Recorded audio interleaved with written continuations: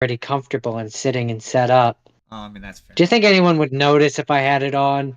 Would it really be worth the effort? Deadpool! God damn it! Okay, fine.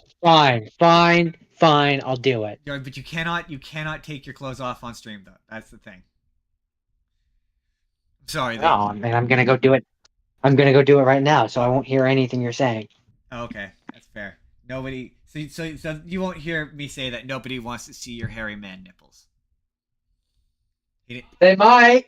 He didn't. Well, he heard that. Oh no, he heard that. He wasn't supposed to hear that. Welcome to the YouTube preamble, everybody. The framing is weird this week. I'm only in the other room. I could still softly hear you speaking. Dang it, he's right. Yeah, we're switching over because I wore my shirt for the occasion. If you're watching right now, you've already seen the title. You know what episode it is. You know what the episode is. It's this. But we haven't started the show. This is the fun YouTube preamble. Hopefully, this week, it saves in like an OBS because that was really annoying. It immediately froze.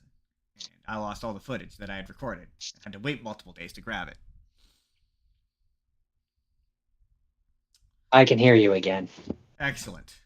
We can't see you though. I mean, I could hear you before, but I could hear you better now. That's fair. Oh yeah, right. I forgot the chimichanga shirt. Also, apparently, I have like two Deadpool ones. This is just one of my Deadpool ones. It was just near the top. It's funny. And we're gonna talk about it when we get to the show proper. When we get to the Deadpool part of the show, we're gonna talk about Deadpool at Disneyland. But just as a quick sneak preview, he's not allowed to have his guns. So in his gun holsters, he just has chimichangas. That's funny. But for whatever reason, he's still allowed to have the katanas. He's just not allowed to have the guns. Katanas are perfectly fine, though. It's very strange, in my opinion. Okay, that's where the line is, I suppose. Okay, Jordan, are you ready?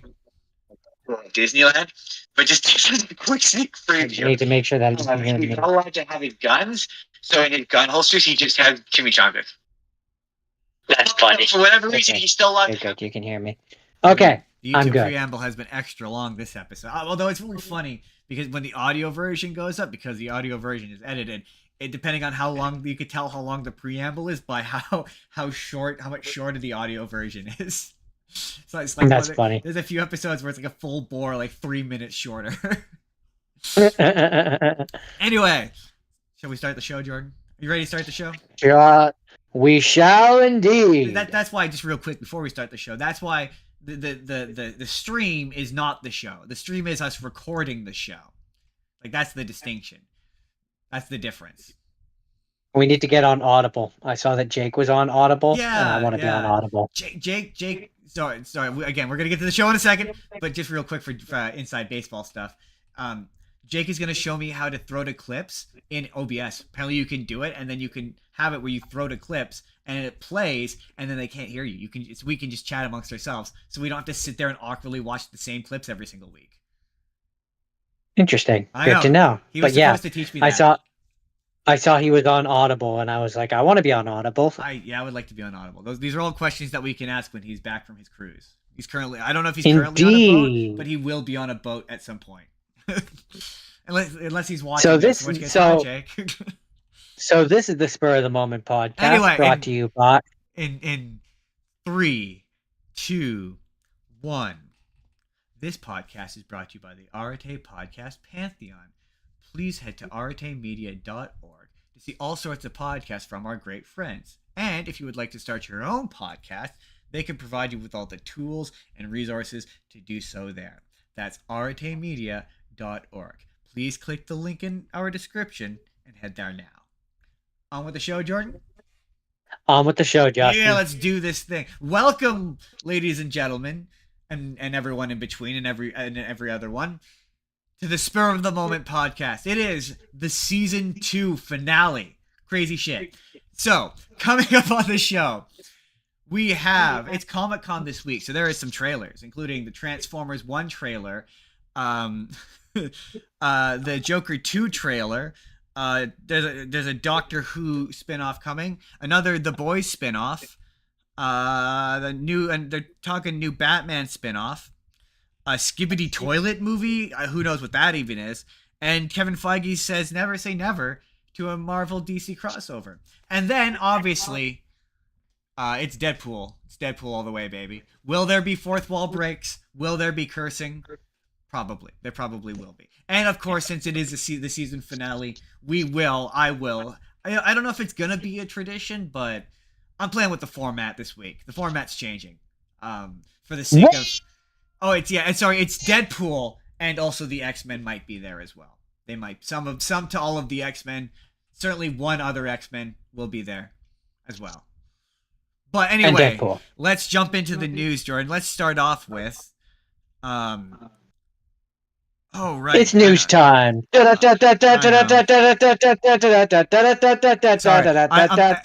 the reason why I hesitated was because I looked at my list of news. I looked at my articles, and I went, "Wait, there's a trailer missing here."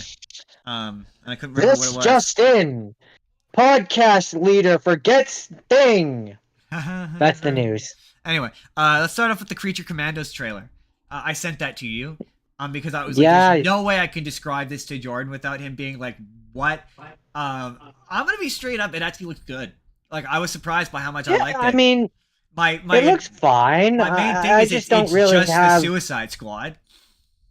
I mean, there's that. I don't know. I just don't have yeah. I like the art style. I like the animation. I don't have strong feelings about it because I don't really know. It's much like when Guardians of the Galaxy first came out, the first one, first time. When I saw that, and I was like, I mean, I don't really know who they are, but okay. It looks okay. It looks fine. Objective opinion. The animation I think looks good. It's fluid. I really like how it looks. I mean, it looks like a good solid it's like the kind of 2D animation we just haven't seen in a while. Like, it looks crisp. I like the art, the character designs. I like how they look. I like how they move. I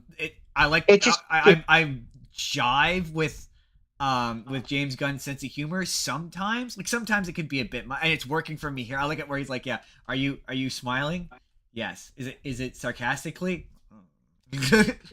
I thought that bit was funny.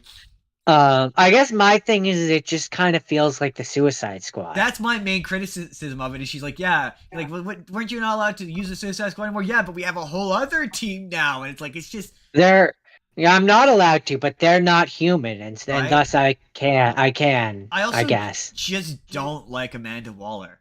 Like, I just don't like her as a character. I don't think she's fun. I don't think she's they desperately want her to be Nick Fury, and she's just not Nick Fury. Like, that's my number one thing. It's like, I don't care how hard you push her. She's not she's not Samuel L. Jackson, and the character isn't likable or like. The thing about Nick Fury is, he does bad shit sometimes, but he's likable enough that you're willing to look past it. Amanda Waller's whole thing is that she's awful, and it just doesn't. I'm so disinterested in her character. I'm not interested in her show that's coming out. Like, I get that Viola Davis is doing a good performance, but I'm just not into it. Yeah, no. I mean, she just feels that archetype of government agent who wants to take advantage of X class of person for her own benefit. Like, exactly. She's just a William Stryker. Yeah, absolutely. Or that one from the Captain Falcon movie. What's his name? The one that becomes Red Hulk. Oh, Thunderbolt Ross. They're all. I could have said literally. I could have said literally any of those names, and it's all the same character. I mean, you're not wrong. I don't disagree. I think the reason why I feel underwhelmed by this one a little bit is because, I mean, we've got a lot of movies with bad guy who's taking advantage of group of people coming out this year. My thing is, like, it's just, this universe should have started with Superman. It should have started with Superman. Like, you can't come out Batman. The gate with the weird stuff. Or Wonder Woman. When the weird stuff is... No, but I mean, they have a Superman movie coming, so I'm saying the Superman movie that's coming, that looks like it's going to be pretty good, actually, have that come out first and then do the weird shit, because it's like, yeah, all I'm like, it's to go back to the top, is like it's just Suicide Squad again. Especially because one of the characters was literally in the Suicide Squad. So like it's just, was he? yeah. Which one? Weasel. Oh. He dies immediately. Yeah, he dies immediately at the beginning of the movie. To be fair, I think you probably only have seen it once, I imagine. Yeah. Yeah. I think so. It's pretty good. That one just kind of, it came out at the wrong moment in time, I think. I think that's also it. Like, I don't like, I've said this before and I'll say it again, I don't like James Gunn with the reins off. I like it when he's restrained by a PG to PG-13 rating. I don't think he's good when he's allowed to be R-rated. I just don't think his sense of humor, it gets to be a bit much when every character is like borderline stupid. Like is reacting to every other character. It's like, yeah, like for example, the Idris Elba character. Like, yeah, he's not a dumb one, but like then there's, it works. The John Cena, the Peacemaker character, it eventually evens out in the show. Like the show is genuinely good. Like I'm kind of inclined to do. We might do, spoiler alert, for season 3. By the way, spoiler alert: Justin Jordan will be returning for season 3. But I'm kind of inclined. Hell yeah, we will. Kind of inclined to do a DC episode, DC shit you haven't seen yet episode, to get you to watch Doom Patrol, like actually watch Doom Patrol, and the other good one, and rewatch the Suicide Squad, because that movie is actually good. And watch Peacemaker, to get you to watch Peacemaker, because that show, like at the first couple episodes, it's like I was like, I'm not really feeling this, but by like the end of it, I was like, the package as a whole, quite good. Anyway, the new Transformers 1 trailer, they went in a different kind of direction with that. This was the trailer that was like, oh no, this movie's serious. Like, it's a serious movie, and I do have one issue with it, that I don't love, but I want to hear your thoughts first. How are you feeling about that trailer? I'm tentatively excited. It looks interesting. It looks like Megatron's going to end up being Megatron, like we thought. Optimus is Optimus. He's doing the Peter Cullen impression. We were like, is he going to do a Peter Cullen? He's doing a Peter Cullen, and it's funny because the minute he starts to do the Peter Cullen, he just turned into Thor. Because I'm just like, he's trying to hide his act. That's where I'm like, oh yeah, that's Chris Hemsworth. Like, I'm just like, I'm hearing him now. I wasn't hearing him in that first trailer, like you said. And then in this one, I'm like, I'm hearing him now. It does look like he's gonna be Optimus and Megatron for like a portion of it, which was more than I thought. I was concerned. Yeah, that's interesting to me. When does it come out again? I'm not sure. This year. Hold on. This year sometime. Let's see. September 20th. September 20th. Interesting, because I'm wondering if we'll get like one more trailer. Oh yeah, there'll be like a final trailer, I'm sure. Now, but the thing I'm not jazzed on is I don't love that it looks like Megatron going evil is like he gets corrupted by something route. I don't like that. That to me, that's the least interest. And it's a movie for kids, so like I'm not. I don't want to say this as a criticism. I get it as a function of telling like a semi-serious movie to a group to children, but like I kind of would prefer it was ideologically based. I just think it would be like, it's a thing where they just they start to splinter on how to deal with problems, like just to be like, oh, he turns evil, rather than like, yeah, I like the notion that maybe the relationship isn't all black and white, so to have it turn into being what appears to be being just black and white, oh, he's evil because he got turned evil, is kind of dull. Well, I don't know, but it kind of seems to me like they and maybe this is where I say the final trailer might emphasize this more, but the way that I interpreted it was like he gets the power, and then they're like, yeah, he's different. Like, he's different because he got a taste of power, not because the power made him different. They say it's the transformation he got, which is the gun, which is fun. I love that the transformation is the gun. Like, that's great. So it appears that it's the gun transformation that's corrupting him. That's what it kind of looks like.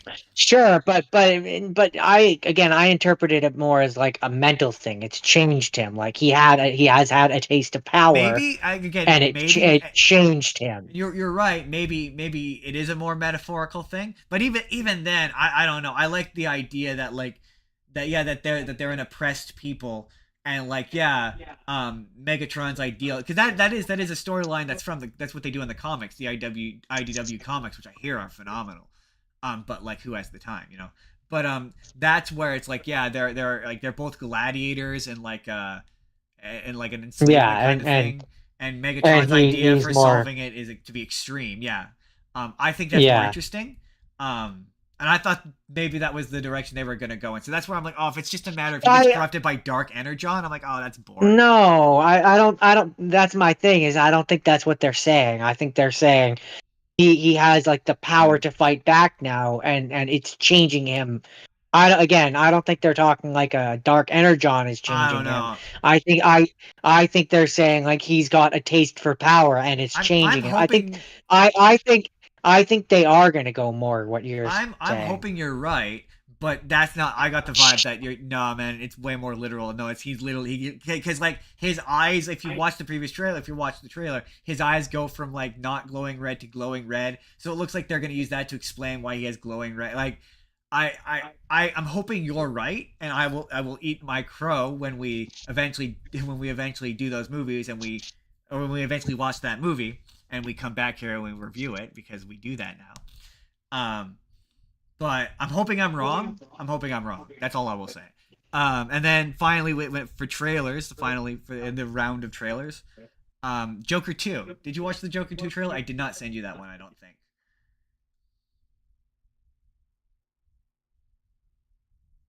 George? Are you there? Did I lose you? George? Oh, you're back. Did I lose you? You did. Okay. Oh, the last thing I heard was I hope I'm wrong, and I hope you're wrong too. So for the purposes of not making me look stupid, can you do me a favor? And the moment you lose me, put up like a finger, like just like your index finger. I mean, okay. So then I'll see visually, and I'll stop talking, so I don't have to repeat myself every time. Fair. Did you watch the newest Joker 2 trailer?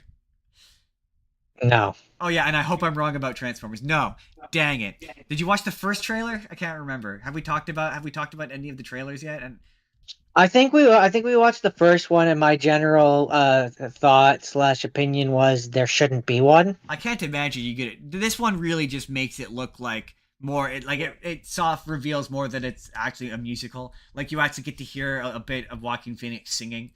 So it's like I liked the first one. I thought it did a good job of like, what if Joker was more realistic.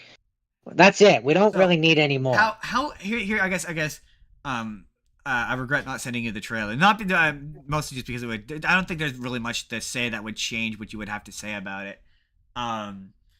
But it definitely makes it look more like, yeah.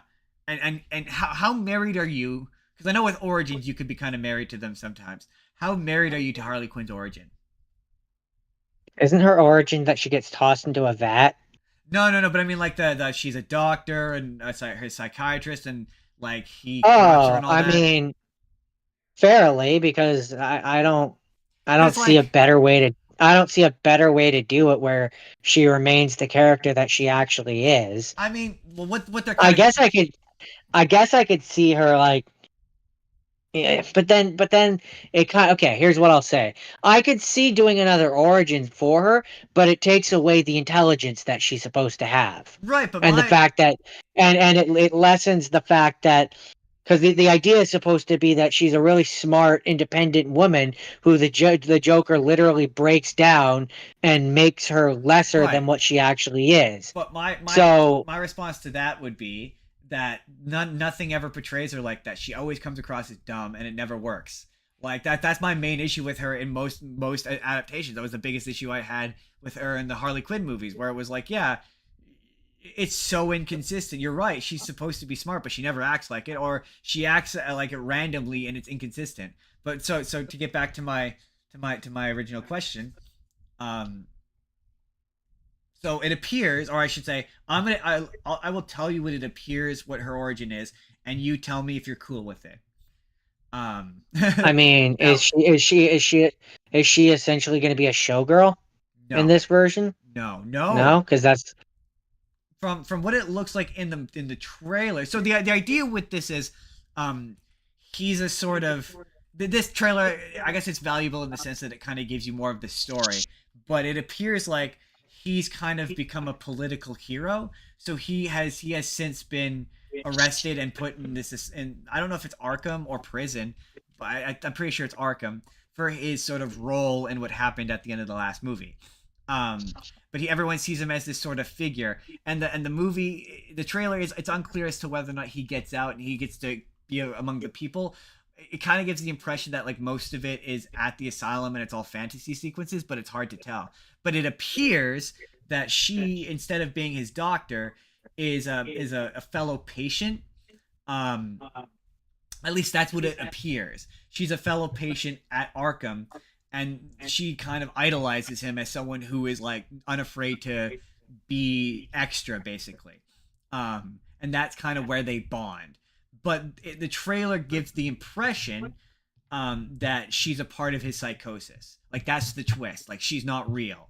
And she's his id essentially. And I've seen so many people online say that they hate that it's a terrible take, and I don't hate it. I don't hate it. For what this is, I think it's more interesting than going I don't think the route where she's his doctor would work. I mean, to be fair, I don't think you're right. This shouldn't exist. But if it is going to exist, I find this idea interesting. What are your thoughts? I rambled there for a second, but what are your thoughts on that idea? Okay.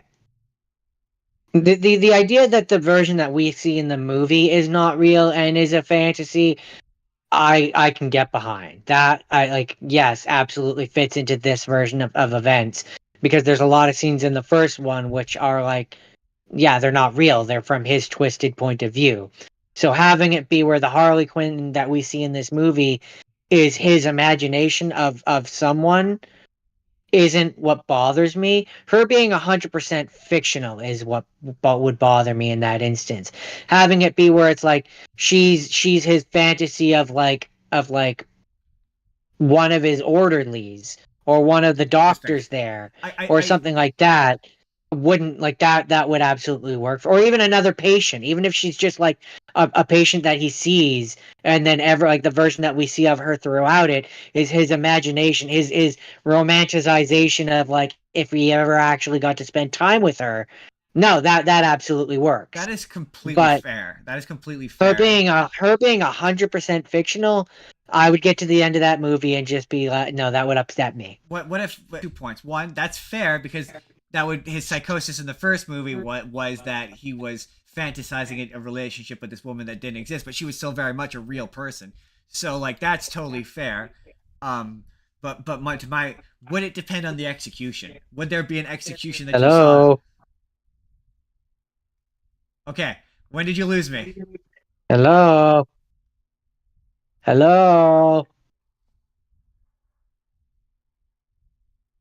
it a second, folks. Can you see me? Hello. Can you hear me? Okay. Why does that keep happening? Is it Discord? I held up my finger. I held up my finger, and then you proceeded to talk for another like 30 seconds to a minute. Real? Because it just randomly goes to you going with your finger up, going hello, and I can't figure out what's causing it, and it's just I'm inclined to think it's got to be Discord. It's got to be a Discord thing because we went weeks and weeks. It cannot be an internet thing because our internet hasn't changed. Has not changed. It has to be a Discord thing because because like we've had Discord issues before, and every issue we've ever had on this show always goes back to Discord. We are gonna have to get on Zoom because I'm tired of this grandpa. I'm tired of Discord.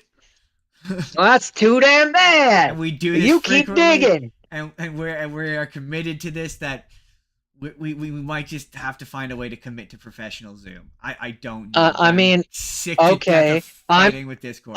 I'm paying for like pretty much all the streaming services. You can pay for that. Anyway, what was the last thing you heard? Rant over. What was the last thing you heard? You were saying you were like, let me offer this alternative perspective, and then that was it. Alternative perspective on what? I had said how it wouldn't bother me if that was his idealized version Right. of someone Oh, that like that actually oh, existed. oh, oh, that's what I said. So would you say then, is it, would it depend, that the idea that she's totally fictional, is that doesn't work for you no matter what, or is there a version, does it depend on the execution, I guess is the question. No, I think that it just wouldn't work for me. Um, Fair enough. like my idealized version of this would be the version of Harley Quinn that we see is like 1-to-1 pretty much with what she's supposed to be, and then you find out that she is just like a random person, or in my opinion a doctor, a psychiatrist would work best. And then we get to see Harleen Quinzel, who is actually the doctor, and she's normal, and she has like she's smart, and she's like, Okay, and okay. yeah, the crazy Let version me that we see let is me let me put not real, one more scenario. What if it's she isn't real, 100% fictional, but it's a Fight Club situation? where it's a split personality. Yeah, where Harley Quinn is still Arthur Fleck, but he just sees Harley Quinn, and No, it's whatever she does. Like you find out at the end that it's been him the whole time. no, that doesn't work for me. And is that because of a love for Harley Quinn, or is just generally that doesn't work for you? I like that. Both. I like that twist. I think I always like it when it's like it's been him the whole time, and it's dissociative. I like those twists. So that it would depend on the I execution. don't think if we're doing a Joker, I don't no, go away, toll free serve. If we're doing the Joker, I don't think dissociative like split personality thing. I don't see that with Joker. Joker knows what he's doing. Yeah, but this is so far removed from comic book Joker, and he's really only Joker in like name only. Where I'm like, I'm willing to. I get your point, but I'm just. I guess I'm saying I'm willing to suspend a bit more disbelief with this one. But again, for me, it's all in execution. Like this is one of those times where I'm like, I already hate this on a concept.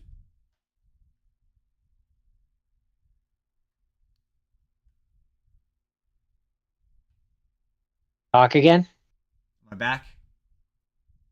Okay, we're back. I already hate this enough on a conceptual level that I'm like, I'm in like fuck it, burn it to the ground kind of position where I'm like, whatever, man. The weirder the better, as far as I'm concerned.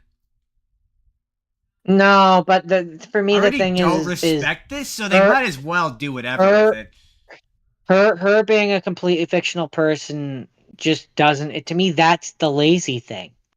I mean, The yeah, the I far more suppose. interest the far more interesting thing to me is, yeah, he's obsessive. He sees someone, he thinks she's beautiful, and he becomes fixated. Much like, the reason why it also works better for me if she is like if she is someone real that he's obsessing over, is because it then harkens back to his like the obsessive nature that they have already set up in the first one when he was obsessed with Murray, and couldn't let go and had this fictitious idea of who that person was and created this whole thing in his mind. To be So for fair, him then to then do that in the second, where it's like, yeah, he's talking to a psychiatrist, and he develops an unhealthy attraction or an unhealthy obsession with her.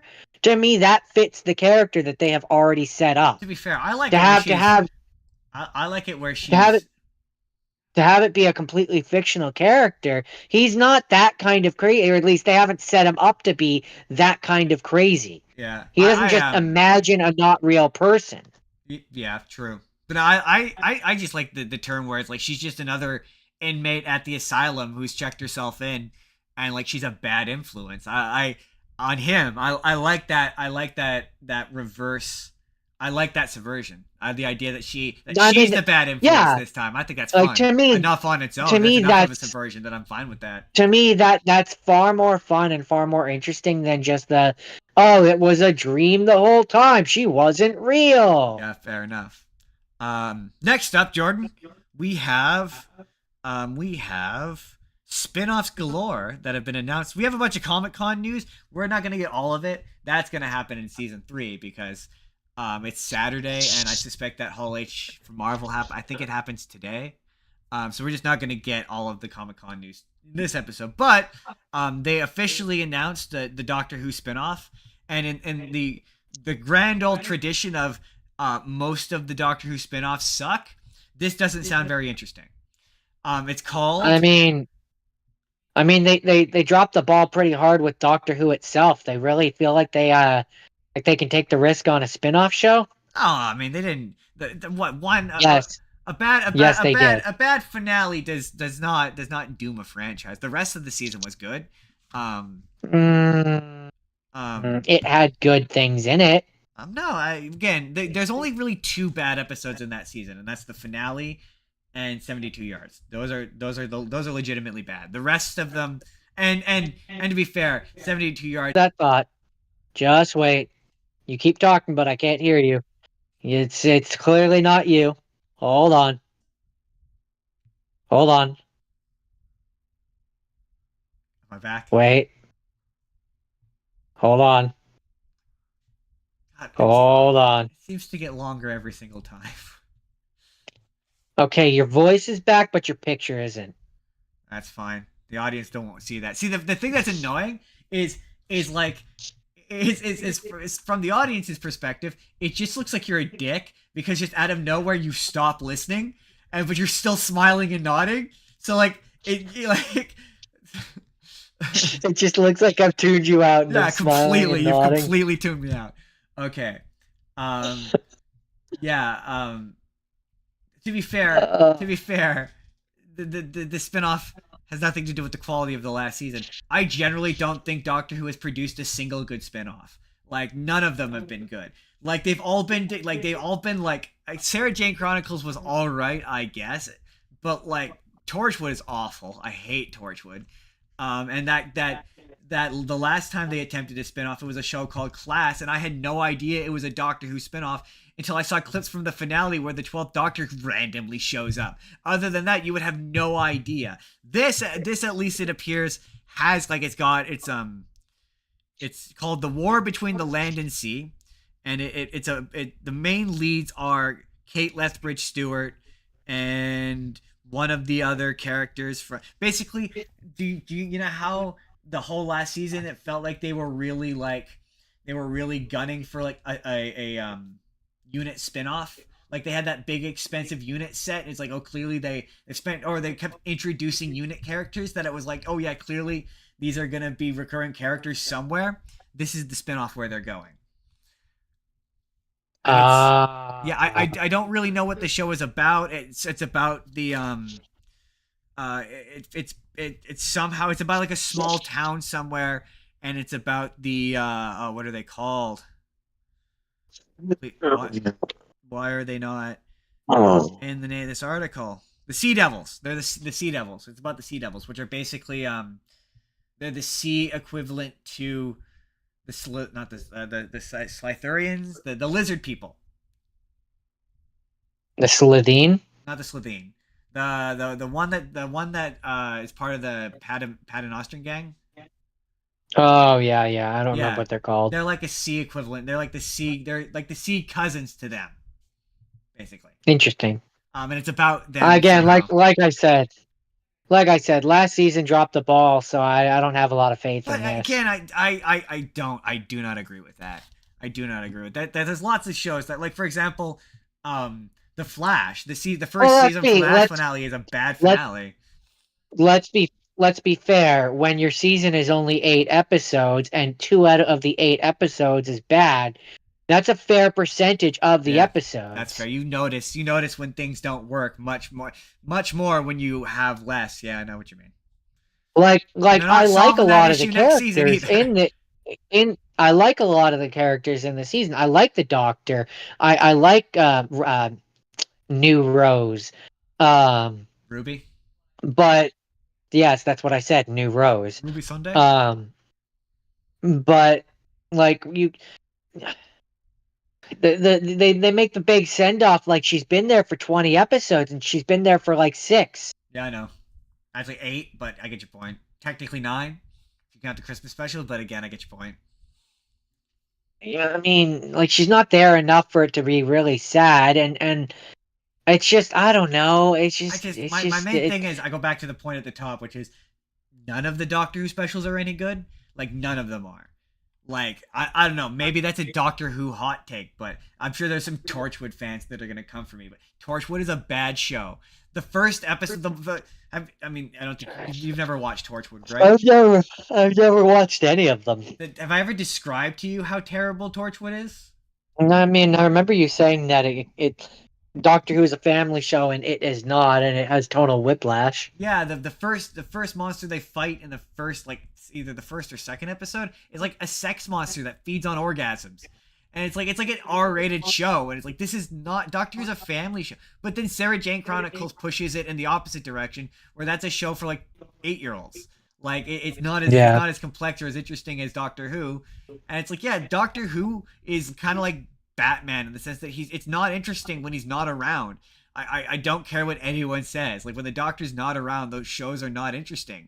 Like it's just not. Well, because it's not Doctor Who, then it's just another science fiction show. Yeah, right. Like when you don't have the Doctor there, and it's about weird technology that's happening in the future, it just becomes Black Mirror. Right? I don't know. I don't know. I'm not interested in the spinoff. Next, but a spinoff I am interested in. They announced that they're doing a The Boys prequel called Bot Rising, starring Jensen Ackles as Soldier Boy. Okay. And I have no strong feelings about that one way or the other. I do. I'm stoked for that because Soldier Boy is awful, but Jensen Ackles plays him very well, and I like that character. And there's some stuff from this season he's in which they don't show, but they basically I don't know how to put it. They show flashbacks to certain moments in that character's life, and it's represented as like fun cartoon animals. And it's like I'm kind of hoping that you actually get to see what happened. And I'm trying to do this delicately so I don't spoil this show for you because you should watch it one day. It's a good show. But yeah, there's some stuff that are presented as flashbacks.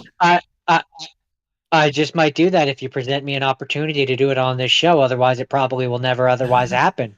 Yeah. So I am definitely interested, and it's fun. I think that's where they should they should introduce the Jensen Ackles character. That's not the Jensen Ackles, or the Jared Padalecki character that's coming next season. They should have it be in that show, and then that way they can team up again. I think that would be funny. Jordan, that would be funny. Jordan, do you know? Justin, I don't. The Muffin Man. I don't know if this story is true or not, and I refuse to check it. Are you familiar with Skibbity Toilet, Jordan? I cannot believe we're having this conversation. I am aware of it simply because of game theory and GT Live. Literally have no idea what it is. I refuse to look it up, and I will not let you tell me now. I will not let you tell me now. It was. I'm stopping this. Okay. All I know of it is that it was a thing that was on YouTube, like a YouTube series that has. It sounds very stupid. I am old man, and I don't know what it is. And the fact that it just apparently they're making a movie and a television series, and it's being developed by Michael Bay. And that's the story. That's Skibbity Toilet. I don't understand anything, and I'm old and angry. Next. I have nothing to offer beyond that. Apparently, they're it's okay. So the executive producer on that Penguin spinoff show that I don't understand who wants that. I've seen positive videos of people who say they do, but it's hard to tell sincerity on the internet nowadays. But like a new Penguin show? Yeah, the one with Colin Farrell. Like the penguins from Madagascar? No. The Batman Penguin. Oh, different penguin. Okay. Yeah. Okay. Colin fair. Farrell character. You said like the Penguin show, and so my brain, of course, for whatever reason, went to Madagascar.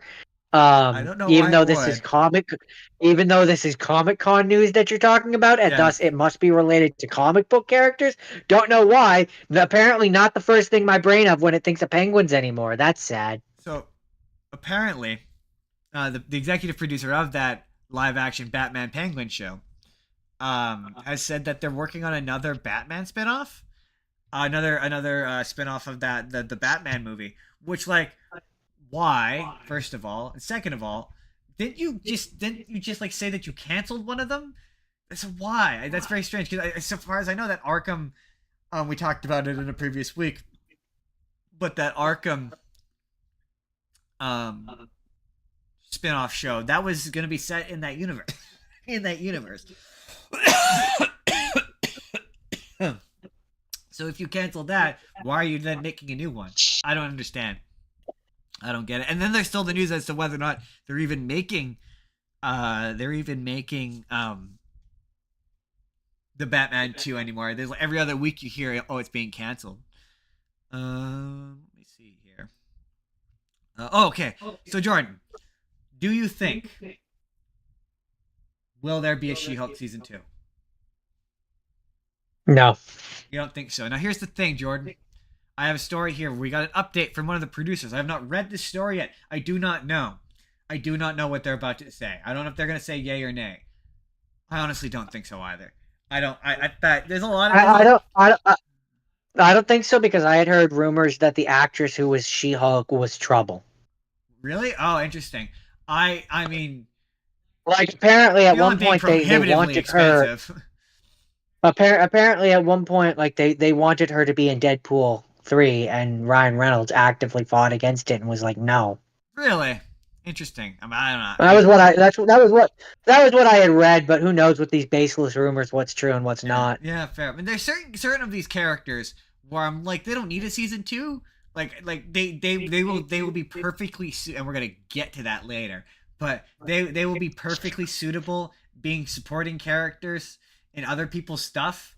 Like, and She-Hulk is one of those characters where I'm like, same thing with Thor and Lady Thor.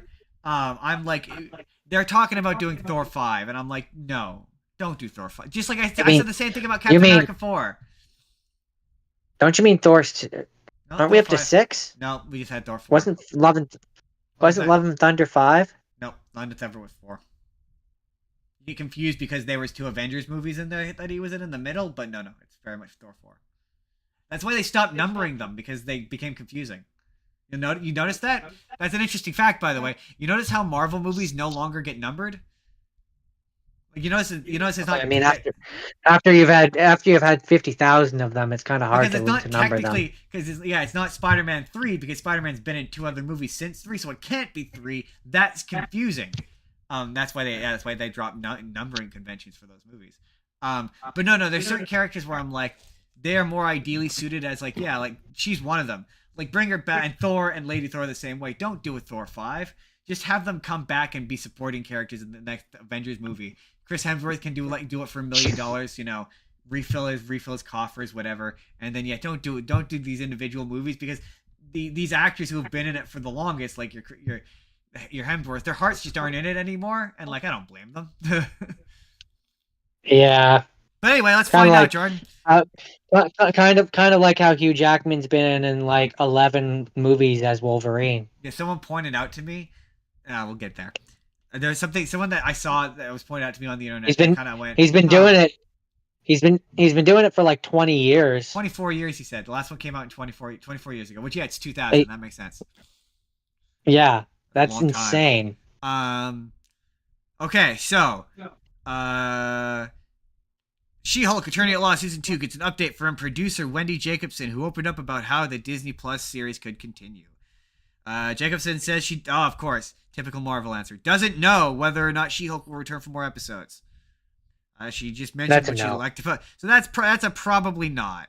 But yeah, there's just certain characters where I'm like, yeah, they don't need their own thing. We don't need a She-Hulk. I mean, what do you do for a season 2? I know exactly. What more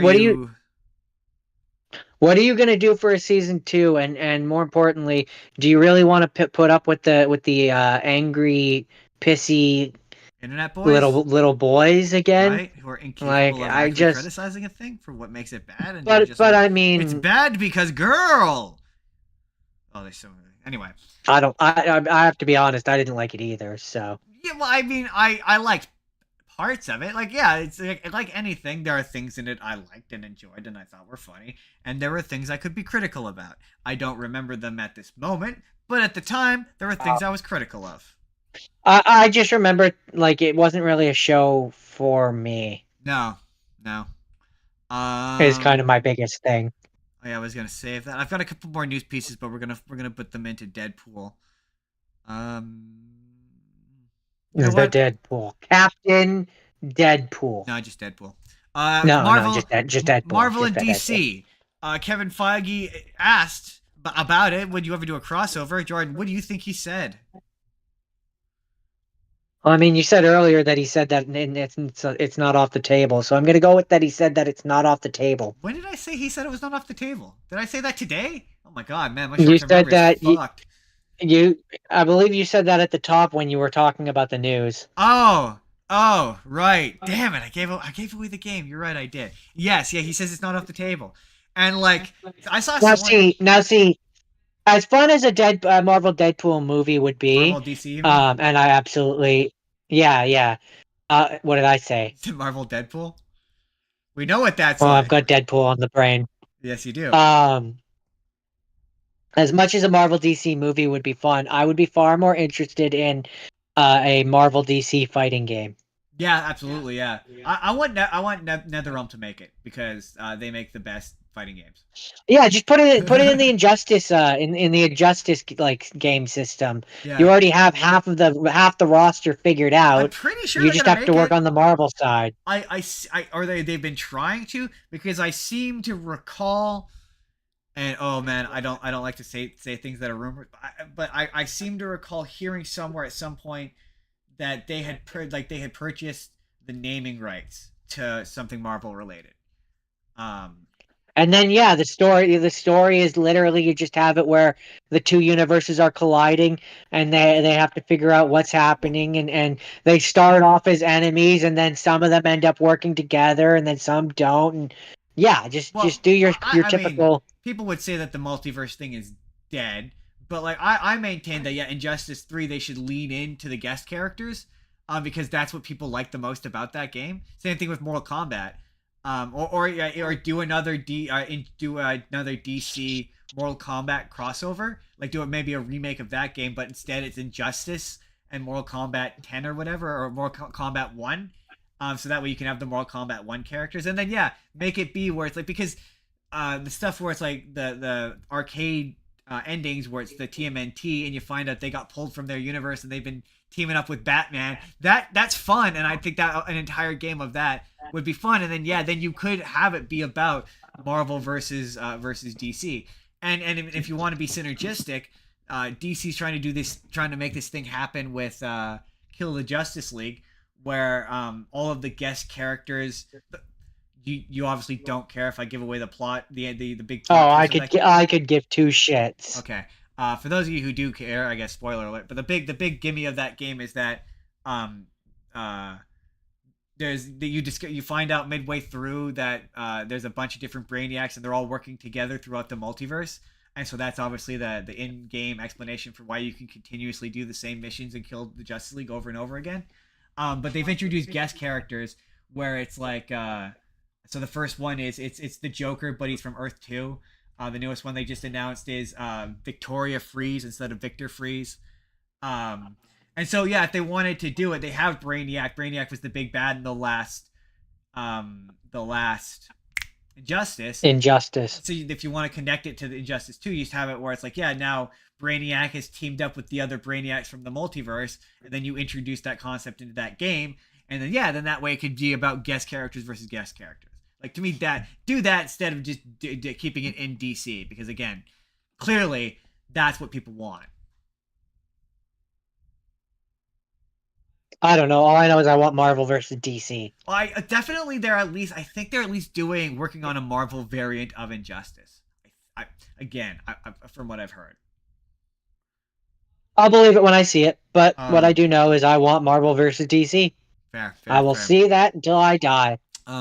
So because there's nothing more entertaining than watching Batman versus Spider-Man. Right.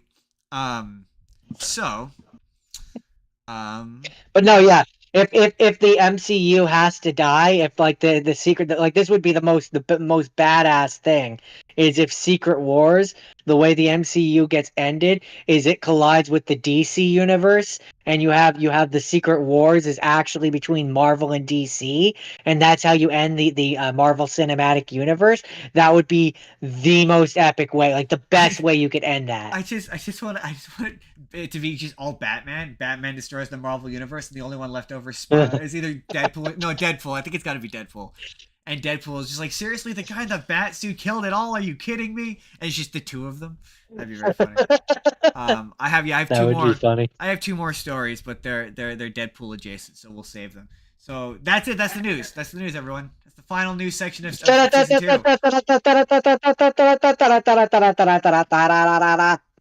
Yeah.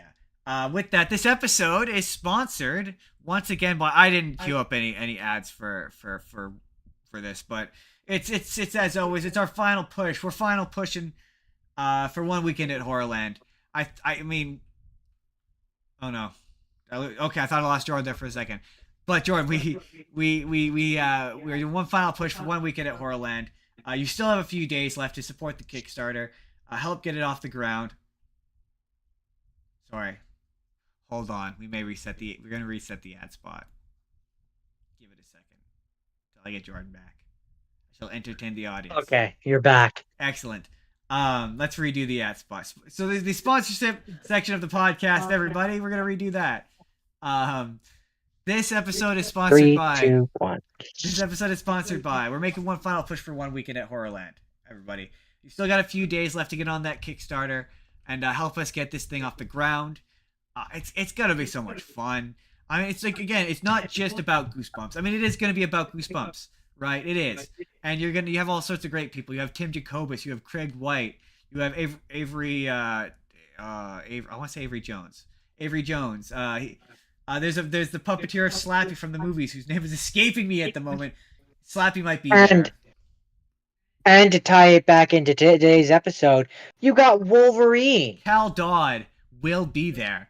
And he's not only the voice of Wolverine, he's also the original voice of Slappy. But yes, to tie it in today's episode, he's very much Wolverine. And you know what? Screw it. We're gonna play it. We're gonna run the ad. You're gonna have to put up with me YouTubing the ad real quick.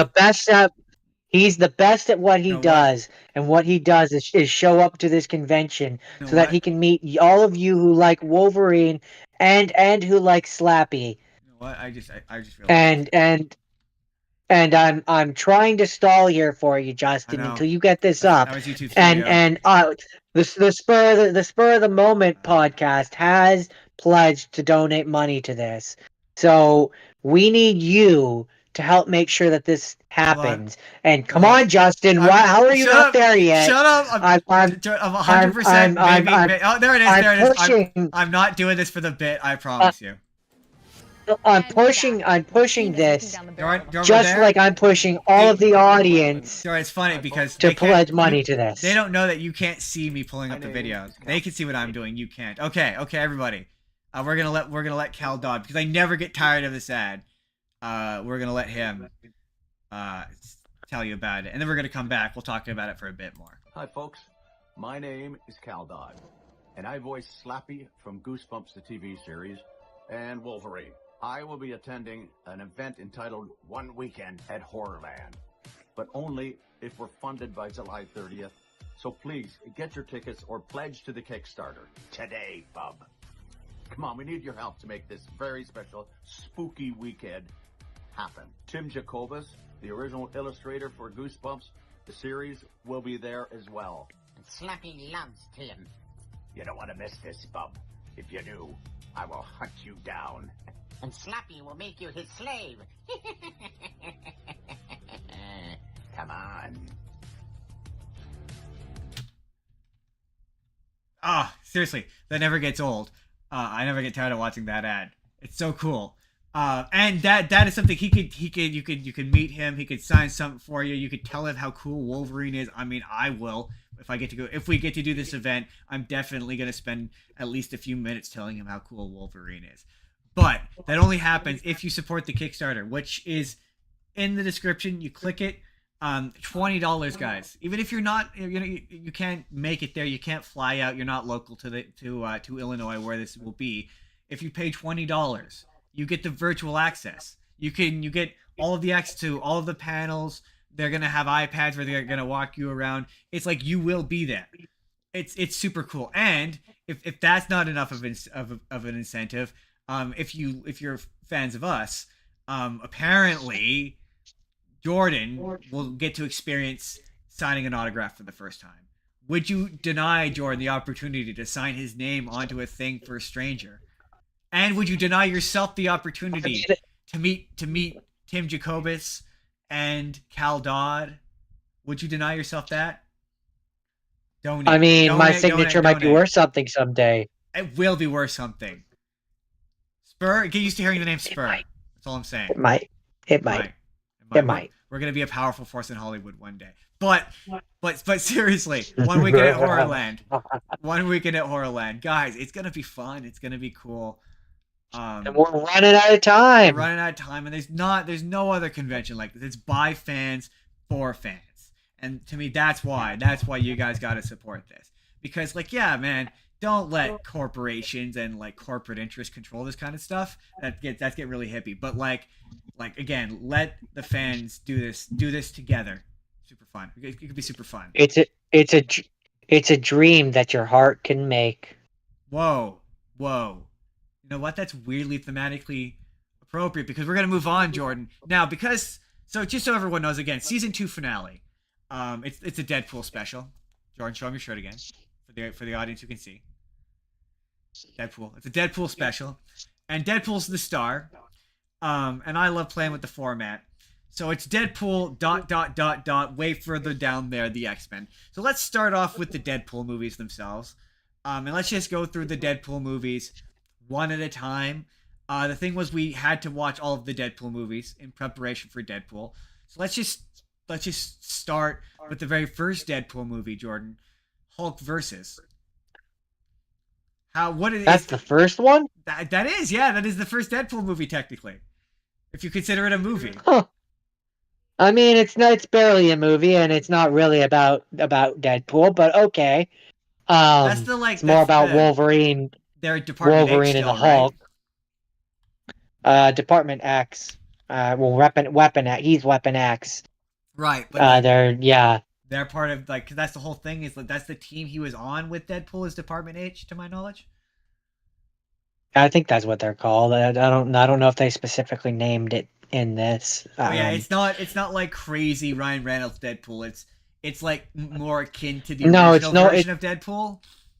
Oh, it's Nolan North Deadpool. So if you ever played the Deadpool game, it's kind of just that Deadpool. Yeah, but he's not really, because to my recollection, I've only ever seen clips. I haven't seen the full thing, but he's not like self-aware in that, right? Or is he self-aware in it still?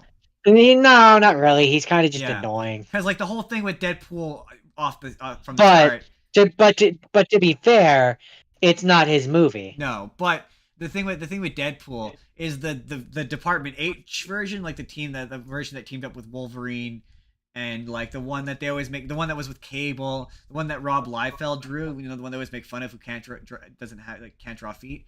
That the version that is a parody, more of a knockoff of Deathstroke. He wasn't self-aware. He was just what he is in that movie, which is like he cracked wise. But he didn't break the fourth wall. That came way later. And like he wasn't like the first Marvel character to break the fourth wall. That was She-Hulk. She-Hulk did it first. Yeah, but nobody wants to admit that. But like, I mean, I guess Deadpool removed. You said it's not really. I mean, to be fair, there's two subjects in this. How is it as a Wolverine thing? It's not really, because that movie's from Wolverine's perspective, right?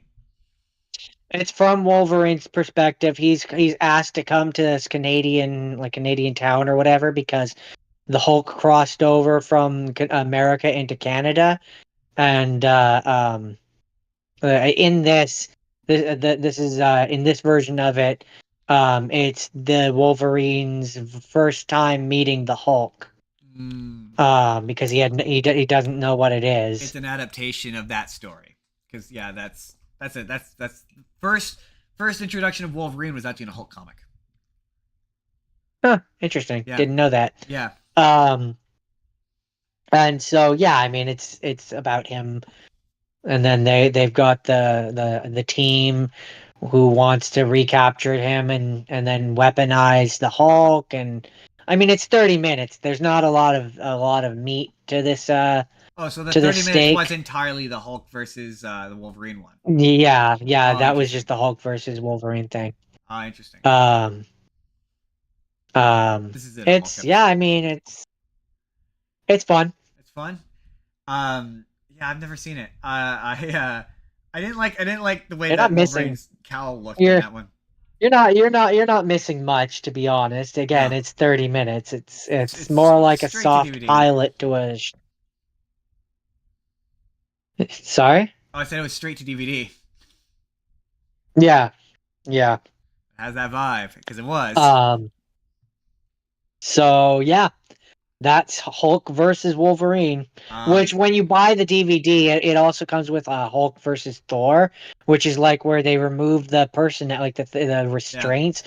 Yeah. Loki just basically has the unbridled rage of the Hulk and unleashes it on Asgard. Yep. But it wasn't in this version that I downloaded. Oh, interesting. I can't remember which one. I can't remember which one's better.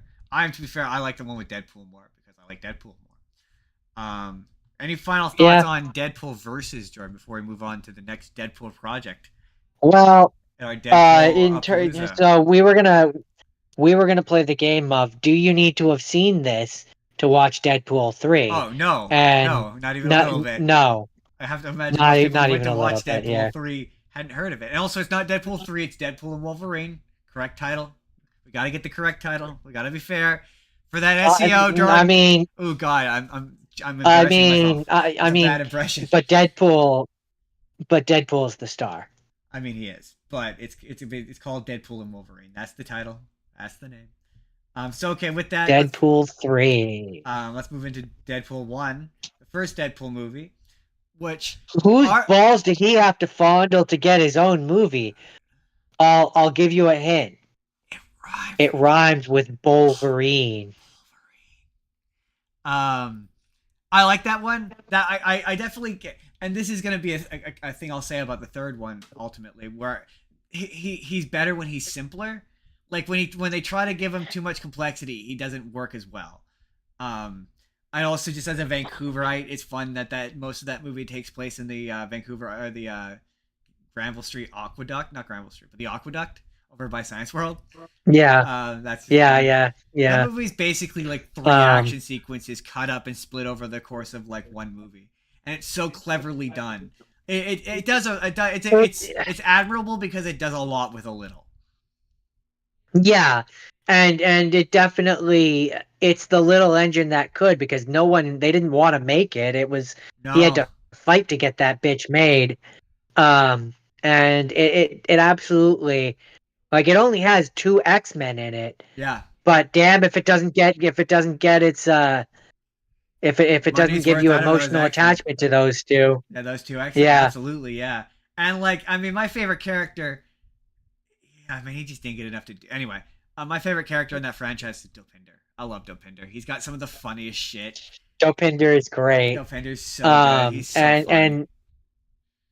One thing I will say in regards to the third one is there's a character that they dropped who might be played by a particular actor who was in the first 2 that I don't miss. Yeah, no, yeah. Well, yeah. Not a lover. I don't mean, to be fair. No, he does have some. I will give him this. He does have. You're talking about T.J. Miller, and yeah, T.J. Miller. Spoiler alert: is not in Deadpool 3. I mean, he's made it very clear he's not in Deadpool. They didn't call him to be in Deadpool 3. It's like, yeah, no, he at best would have showed up in that. We're jumping ahead, but to jump ahead, he at best would have showed up on the day the one day that the characters from the first movie showed up for, the one day where they filmed the first scene and the last scene of. Anyway, he does have some funny jokes. Like, I will admit the bit where he's like, "You look like an avocado had sex with an older, much angrier avocado." I don't know why that joke makes me laugh. I don't know why. It does. It's funny for me. I don't know why. I've never really liked. Fully, I get you. I don't either. I like, he's Somehow the Like, most I'm annoying not. He character in doesn't. the Transformers franchise. Yeah, and so I wasn't sad that he wasn't there for that one. No. But as for Deadpool 1, um, no, yeah, they do a fantastic job. The stakes in that one are exactly right. Yeah. They give you the origin without it feeling like, oh, it's just another origin. Yeah. I mean, The one thing that I will say about those movies that I do find to be a little bit, and I use this word loosely because it's a comic book movie, but unrealistic is yeah, okay, maybe he's a little bit more scabby than a regular Ryan Reynolds, but he's still Ryan Reynolds. He's still a very attractive man. To be fair, I think the movies kind of make that joke where it's like, yeah, I know you're still a good looking guy. Like you may be slightly scabbier than Ryan Reynolds, but the fact that he's Ryan Reynolds is a funny joke in and of itself, because the reason why he's Ryan Reynolds is because one of the comics, he was, I think for years you didn't know what he looked like, and then they finally revealed what he looked like. Yeah, and he says the line, "I look like a Shar-Pei mixed with Ryan Reynolds." Yeah, which is why he says the line in that first movie. He says he makes some crack about looking like a Shar-Pei. Yeah, let's just say, and the action sequences are well done. That's the thing. The action sequences, in my opinion, get better as these movies go on. But yeah, it does a lot with. The action sequences in the third one are just fantastic. Yeah, it does. This first movie though, I think the thing you kind of got to remember is and this is my through line, is what these movies are. They're not gigantic movies. They're parodies of big movies. So like this is like, to me, like this first one is a parody of the original X-Men movies, having now watched them recently, where it's like they're bare bones, they're basic, there isn't much to them. And then so that's all I kind of have to say about the first one. That movie's admirable, and I think maybe it. We'll come back to that. We'll come back to my final thought of it, because I think it might still be the best Deadpool movie. I don't know. Just functionally as a movie, simply because it's not overly complicated, and that's kind of to its strength. It's definitely the simplest of all. You don't need to. That one you don't. It helps if you get the references, but you don't need to. I think it's funny on its own. It's not super reference heavy. And it's just funny on its own, and I think that the relationship stuff works. Yeah. So then, continuing our game. Moving on. Do you think, continuing our game, do you think you need to have seen this one to watch Deadpool and Wolverine? Yes, I think so. I think just to preempt this, I mean, you can ask the question every time if you'd like, but for all of the Deadpool movies, yeah. I'm going to ask the question every single time. Then yes, absolutely. Yeah, I suppose that fair is fair. I do it to you. I am absolutely committed to the bit. I have earned this. I have absolutely earned this. That's completely fair. Yeah, you do. Yeah, absolutely. Yeah. Well, Deadpool, you know what? Deadpool talked to me. He came to me and told me, if you don't ask that question every single time, I am going to cut you. Wow. And I don't know if he meant cut me from the show or cut me with his katanas, because you can never really never tell for sure with Deadpool. Jordan. But I feel like he meant both. Jordan, and this is the moment. This is the moment where you find out that he meant both. This is where I announced that next season Deadpool will be my co-host, and Jordan is both fired and Deadpool will be killing him. Sorry. Well, it was gonna happen eventually. It was bound to happen. I mean, Jordan, Jordan, I know that was a joke, Jordan. That was a joke. Deadpool will not be replacing you, Jordan. What in fact is going to happen, Jordan, is I will be recasting you with a woman. Don't worry, Jordan. Oh, you're gonna make a lot of fanboys very upset. But I mean, the important thing is that she has to be. Sorry, take two. The important thing is that she has to be Jessica. I mean that is true, Jordan. I mean, the honest truth is Jordan, we both know it's just going to be you in a wig. They don't know that. I mean, Jordan. You spoiled the majesty of them finding out that the entire season 3 was just gonna be me in a wig doing girl voice. Oh, yeah, and Jordan, you weren't gonna shave. It was just gonna be like there's no effort's gonna be put into the face. You're just wearing a wig. It's just a, And it's not even just a good blonde wig. It's just a shitty blonde wig. It's just a shitty blonde wig with my brown beard. Yeah, absolutely. And you'll be like, this is Jordan's not. And I know you said Jessica. I'm not committed to the name. We're not changing your name. I'm committed to Jessica. Also, we're not addressing it, and you're just gonna wear a wig. Anyway, so Deadpool 2. Was that breaking the fourth wall enough for this episode? Or is this the breaking the fourth wall? Is this a fourth wall break in the fourth wall break? Was that 8 walls? I mean, can you really break a fourth wall when there is no fourth wall? Talking to the audience is the fourth wall, and we do that fairly regularly. Right. So did I break the fifth wall?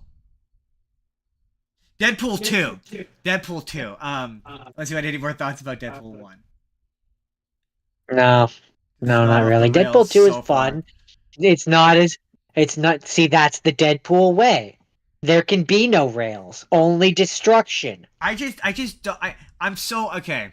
I think I heard Jake say this, where he said it's not a good movie, but it's Deadpool, so I like it. Now that there's 3 Deadpools, we can officially Deadpool movies. We can officially have a sliding scale because there's now enough to have a sliding scale. Yeah. So I think we can agree that Deadpool 2 it's the worst one, right? I mean, yeah, it is the worst one. It's just, but I don't know. I don't like saying it's bad. I don't like saying it's bad. It's not.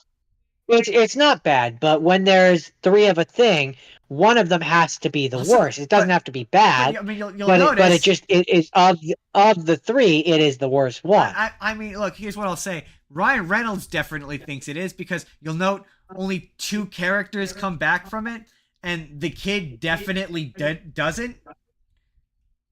Maybe he didn't come back. Maybe he didn't want to come back. I mean, I know. I'm just saying narratively. Just the kid wasn't there, so like. Josh Brolin also didn't come back. Yeah, but he wasn't asked. So far as I know, he wasn't asked. Yeah. So. But I'm just saying. Like, clearly, that's how much they devalued that movie. To be fair, there's only so much screen time. But I that's okay. For me, and this movie suffers from. It's too much like an X-Men movie in the sense that it's got like 5 different ideas and can't decide on one. And it's like any one idea would probably be like it would be good. Like if it was just Deadpool versus Cable, but it's like it's Deadpool versus Cable. It's him trying to appeal to the kid. It's got the Juggernaut is there. There's the prison. There's the like. Oh, I mean, see, the reason for me why it fails as opposed to the first one is because, okay, so the first one, he gets cancer, looks ugly, and is whiny and piney over the girl that he loves the entire movie, and that's kind of the major thing of that movie, and it worked for that one because it didn't do it before. And then the second one, she dies, and he gets whiny and pathetic and piney over this girl again for an entire movie, and it's like, well, okay, no, see, you already did this. It worked the first time. It doesn't work this time. It's just kind of annoying. I could definitely see. I mean, I'm sure somebody would definitely make the argument that the second one fridges his girlfriend, which it absolutely does. And yeah, I can see, you know, that's the point that not loving that. Yeah, not loving that. I didn't really think about that. Like, hey, if they had made it where it was like the point of the movie was that like she wants to have a kid and he doesn't, and they get into a fight and he fucks off and goes and does the thing with this kid, and that's where he learns the lesson. Like, oh, maybe I am ready to be a father. To me, that works far better than, oh, I'm sad she's dead and I want to die, but I can't die and everything is awful. And the problem like with and it's I do want to say I like Deadpool 2. Oh, I love Deadpool 2. There's a lot of funny shit in there. It's one of those things where it's like I'm not saying it's a bad movie. I'm just pointing out things that make it the worst of the 3. Yeah. Oh, okay. Actually, you know what? I forgot to do this in the sponsorship section. and this is as good a point as any to do this, because it ties into a, or you know what, we'll do it at the end of the show. I have a thing to promote. We'll do it at the end of the show. But you can be critical of a thing you love. You can love a thing and you can point out its flaws. It's great. It's great. Many flaws. Because you're right. It is annoying. The problem is, like, the Deadpool is two different characters, right? He's Deadpool when he's wearing the mask, and then when he's not wearing the mask, he's Wade Wilson. And Wade Wilson is a weird bummer for a lot of these movies. And it conflicts with the shit, and they try to mitigate it a bit by having him fourth wall break when he's Ryan Reynolds, but then that conflicts with the reality of what's happening in the movie, right? Where you're like, you're right, having her die is kind of undercut by the ending, where he just time travels her back to life, further undercut by this next movie, which we'll get into. Where it's like, you're right, having the conflict be he doesn't want to have kids because his life's, and it fits in with that character because he can have a moral objection to it being like, I'm a mercenary, like, especially when they highlight his working life at the beginning of the movie.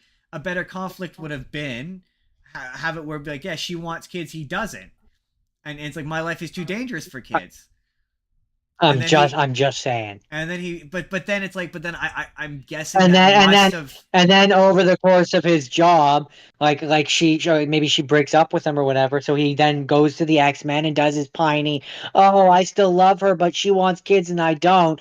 And then that's where Colossus, being the moral giant that he is, tries to convince Wolverine that, like, oh, kids aren't so bad, like, let's go and help them. Like, you have him at the mansion and he learns to be around kids, and he goes and he saves Russell just like he does in this version. And then that's where he realizes, because I would have had it where, like, maybe it's not just a job thing that makes Wade Wilson think that he wouldn't be a good dad, but also just that I had a shitty fatherhood or a shitty childhood and I didn't have a dad, so why would I know anything about being a dad? I'm just gonna screw this kid up.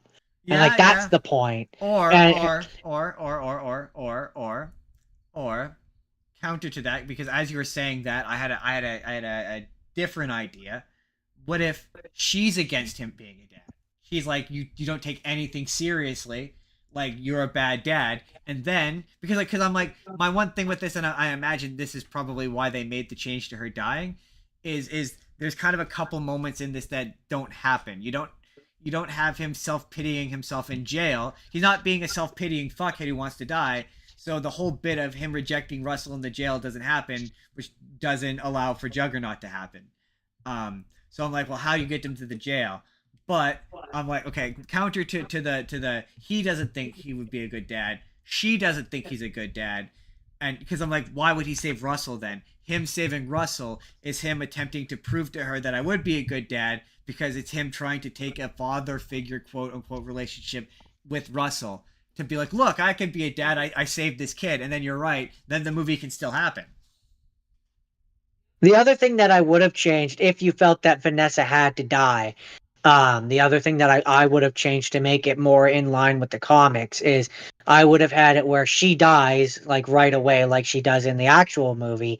And then instead of every time when he goes, like, you know how, like, when he goes into that near death state, he sees her. Yeah. I would change it so that he thinks he's seeing her, but he's actually seeing Lady Death. Or conversely, and have it.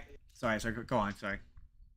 And have it be where then that's where you introduce the obsession that his character has with Lady Death and falls in love with the Lady Death, who takes the form of Vanessa. So here's what I would say. I would tweak that. I would just straight up make her Death. Have it where, I mean, it probably would result in the same thing narratively, but, like, yeah, I do like the idea of she's Death, and that's why he keeps trying to go back to her. I think that's probably what the him killing himself over and over again thing was born of. Probably that's probably a reference to that, like, the idea that he's trying to court death is maybe, but it just, yeah, you're right, it just turns him into, like, he's being a weird, like, mopey, and it conflicts. It makes the moments where he's being cartoony and jokey, they just conflict with each other.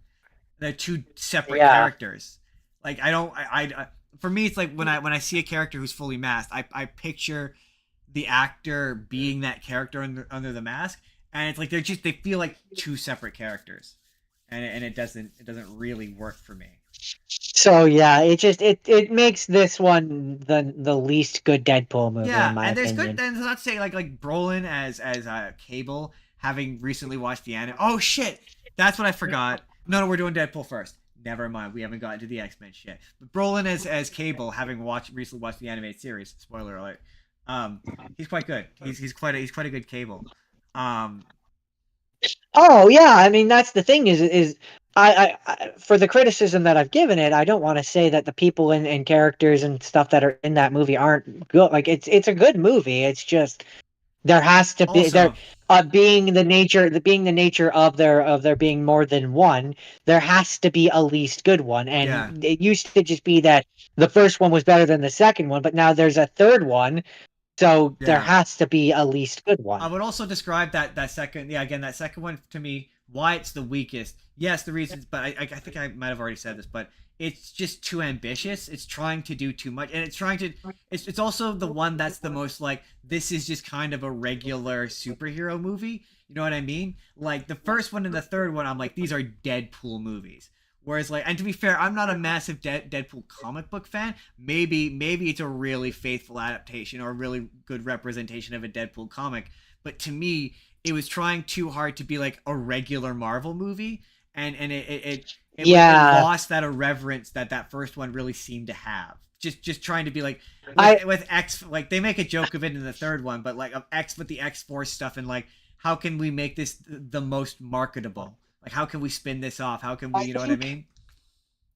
I think my ultimate summation would be that it kind of suffered the same effect that Spider-Man had, where it was like Homecoming was nice and small and insular and like little Yeah, and like an almost like an indie kind of thing, where like an exactly. indie level. I absolutely agree. And then like as it goes on, it just becomes more. It enters what I refer to as the Marvel machine, Yes, which absolutely. takes a character, follows a formula, and spits out the Yeah, finished product. just strips it And down like to the most as basic version of itself. as Deadpool and Spider-Man both go further and further into the machine, it suffers that issue more and more. And it's just I like what they did, like in regards to that. I like what they did with the third one. So that's why I think it's See, stronger than the second one. we're gonna get to the But third one. We're gonna get to the third one.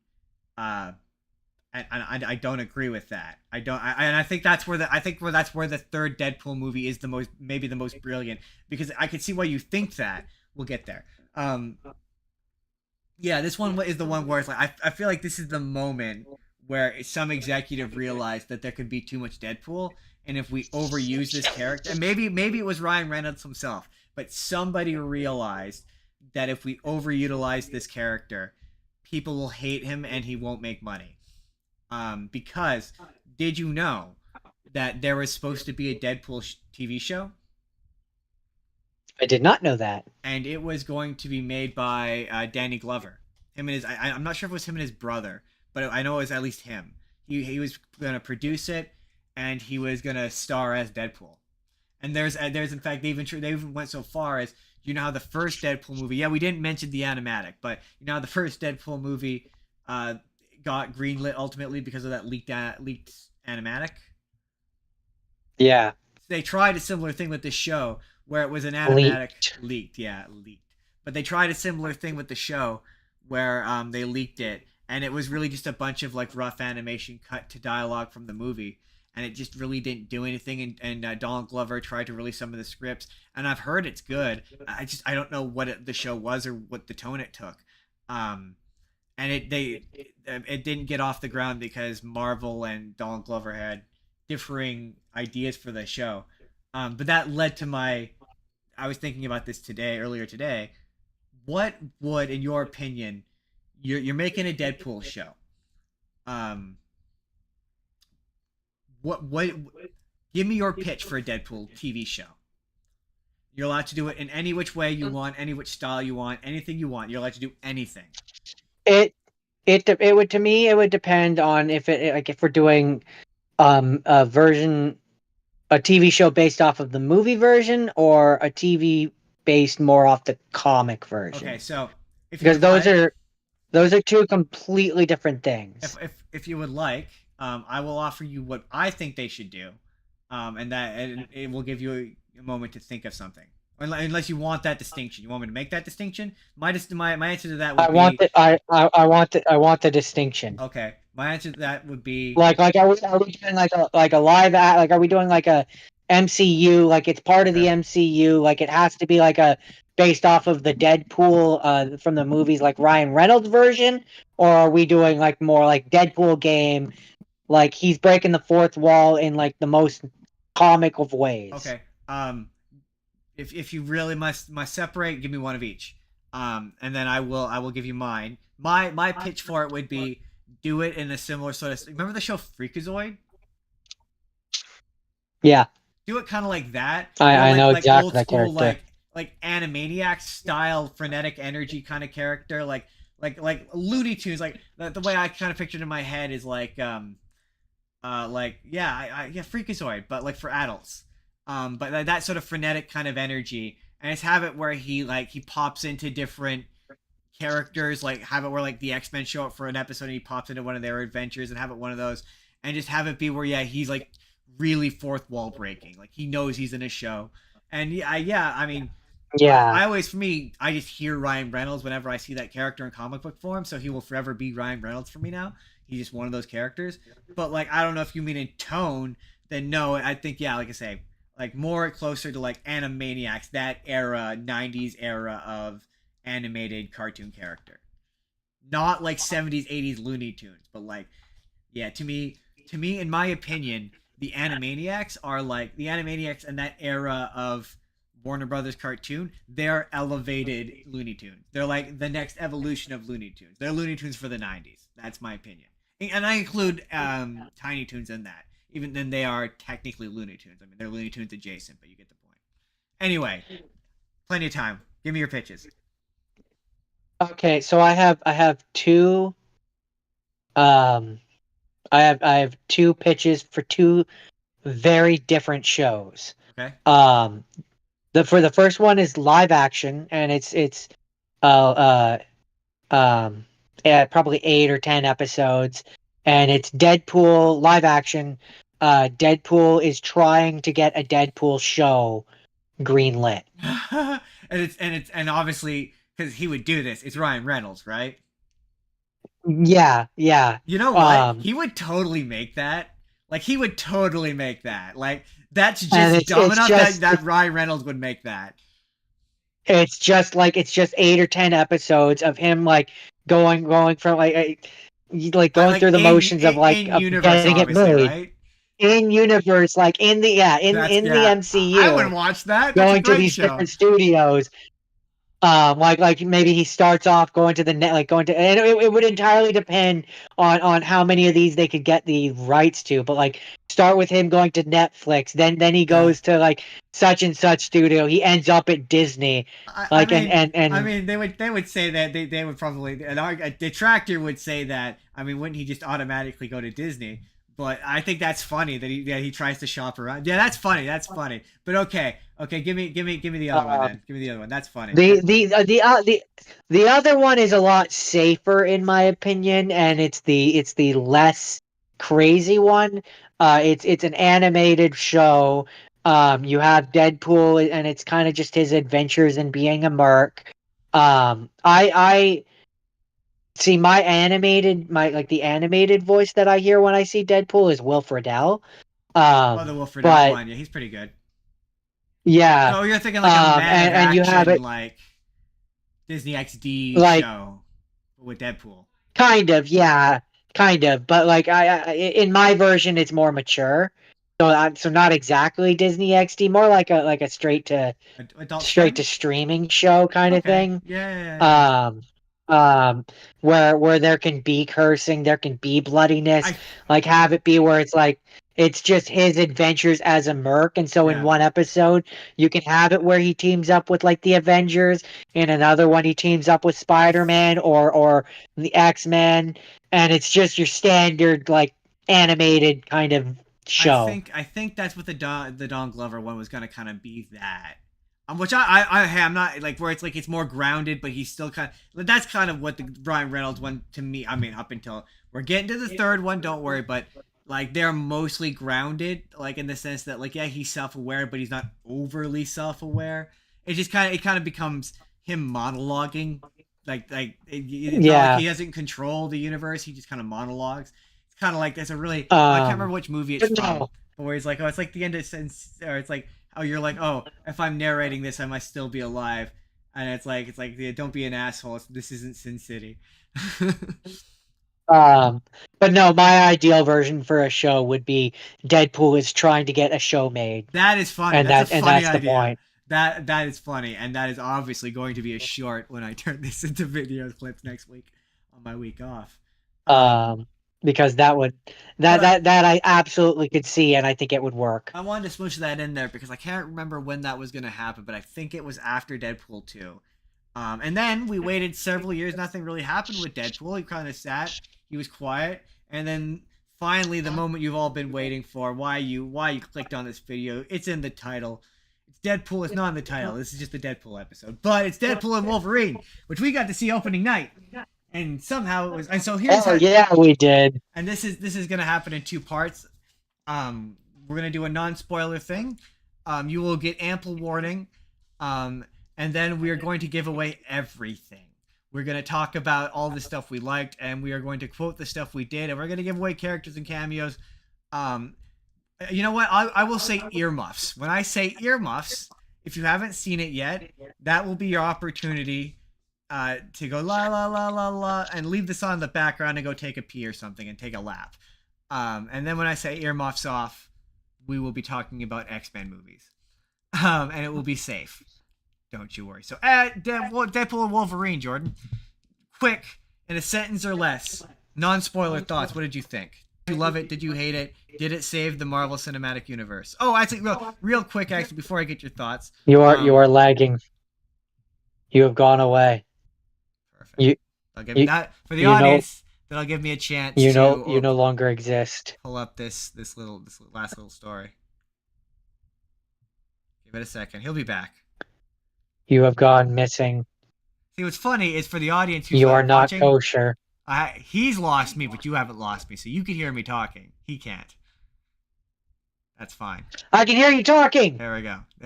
See, what's funny is for the audience watching back. at home. He has re-entered the Jordan cinematic universe. See, it's really funny because from your perspective, I'm the problem, but like from everyone else's perspective, you're the problem. Because I'm the one who's capturing it on my desktop. Because I'm controlling the narrative, you look like you're the problem. So I guess really what you're trying to say is we're all the problem. because it's you. You're making it our problem. Whoa! No, it's not me. You're the one who keeps freezing. Yeah, but what's funny is because it's capturing from my desktop. Don't believe his lies. It doesn't show me He's lagging. lying. It shows you. It doesn't. It just shows you. You just start doing this and start talking over top of it. Anyway, it's become funny now. It's now a bit. I realized I had one more story. One more news story that tied into Deadpool and Wolverine. And that was, the movie was, there was no, we don't need it. We don't need it. It's fine. Right before that, you know, when that original Super Bowl trailer came out, right before it did, I don't know if you know this, you probably don't, but there was a list of names that leaked that Marvel had like trademarked or whatever. And one of the names on that list was Deadpool and Wolverine, and one of the other ones was Deadpool and Friend.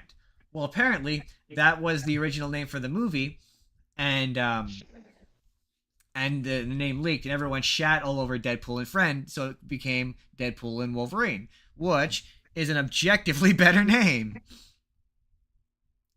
I mean, it is, but also I think Deadpool and Friend would have been really good, and you had absolutely no knowledge that Hugh Jackman was going to be in it. Like, you don't make any of the logos or anything have anything Wolverine in it. And then you show up, and you see him there, and you're like, what? it would have been really cool. I get what you're saying, but also the marketing of this movie has been everyone knew the marketing of this movie was going to be strong, and it has been, and it was going to live or die on Wolverine, like him in the suit, and this movie knows that. So anyway, I thought that was really funny. Yeah. So John, what did you think about Deadpool and Wolverine? Let's just jump into this. I realized I didn't ask this about the second one. Did you need to have seen it to have watched this movie? This movie tries to convince you that you don't, but you do. There's a lot. There's like there's a lot of sort of payoff to like the fracture in him and Vanessa's relationship with them, which the movie wants to do, but clearly realizes you're not interested in. So doesn't do it. So then it feels kind of hollow at the end. We'll get there when we hit the spoiler section. So Jordan, quick, rapid fire, non-spoiler thoughts in a sentence or less. What did you think of Deadpool and Wolverine? I think it's very good. I think it knows that you want it to wear the hat. It wears the hat with pride, and gives the people what they want. Yeah, okay. In a sentence or less, very much. I saw someone say that. Yeah, it's very much a movie where if you want the guy to wear the hat and say the thing, this is what that is. And the monkey is dancing for you. Right. Yeah, and it's like sometimes that's what you need. You just need a movie where it's, hey, that's the thing, and sometimes you just need that. And yeah, I needed that, and it scratched my itch for that. The thing I think people kind of forgot, and I understand why they forgot it, is they forgot this was a Deadpool movie, and that Deadpool movies are not complicated. And this movie remembered that. So this movie is very simple to its strength.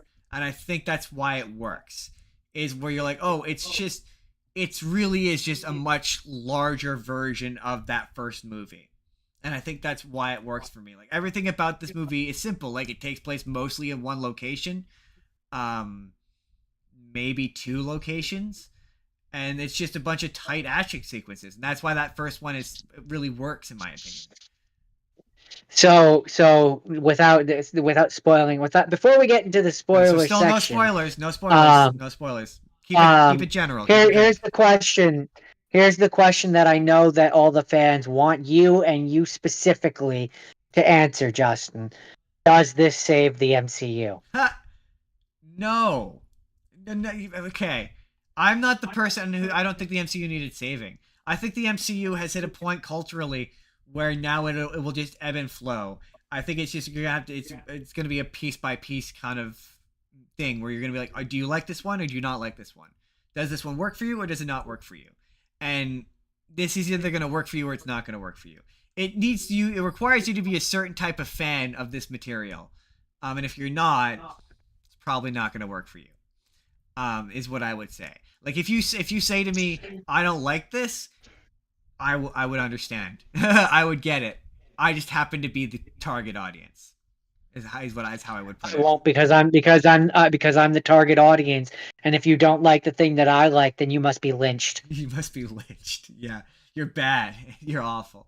But no, you're bad, and you should feel bad. I saw some criticisms where I was like, no, they're fair. They're totally fair. But my argument would be because there's people out there who are disappointed this wasn't more, and it was never gonna be more, and I caught myself reminding myself of that throughout the marketing of this, being like, no, this isn't gonna be like it's a comedy. It's here to make fun of this stuff. It's not going to sincerely and earnestly have move the MCU forward in any significant way. It's Deadpool.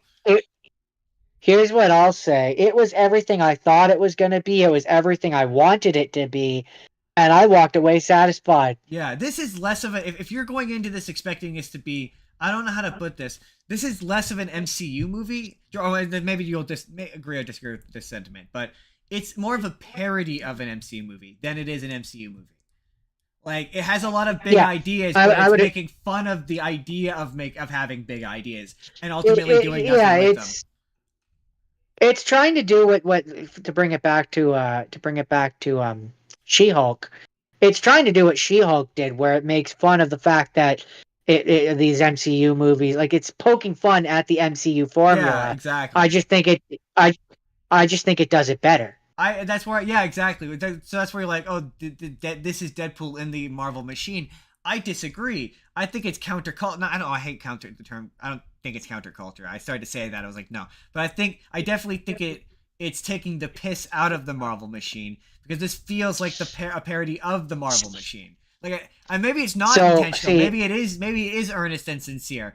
But because it's Deadpool, it doesn't feel that way to me. And that's why it works for me. When I say, in this instance, when I say it's Deadpool in the Marvel machine, I more mean that literally. Like, I mean, like, it's literally like, yeah, like, I mean it more like it's literally like Deadpool is in, poking fun at it, making fun of it, like, pointing out all the things that make the Marvel machine what it is. It is literally. Oh, you've cut out. Hold on. Are you still there? I'm still here. You're naturally frozen this time. Just give it a minute for him to catch back up. He'll come back. He also will come back. Oh, he always comes back. He's like that guy. Are you there? From that game. I'm just gonna keep talking until he catches up. Hello? He'll hear me eventually. He always does. Hello? Hello? Hello? I think this is just gonna become a recurring bit now. Hello? Because I don't edit Hello? anything. Can you hear me? Can you hear me?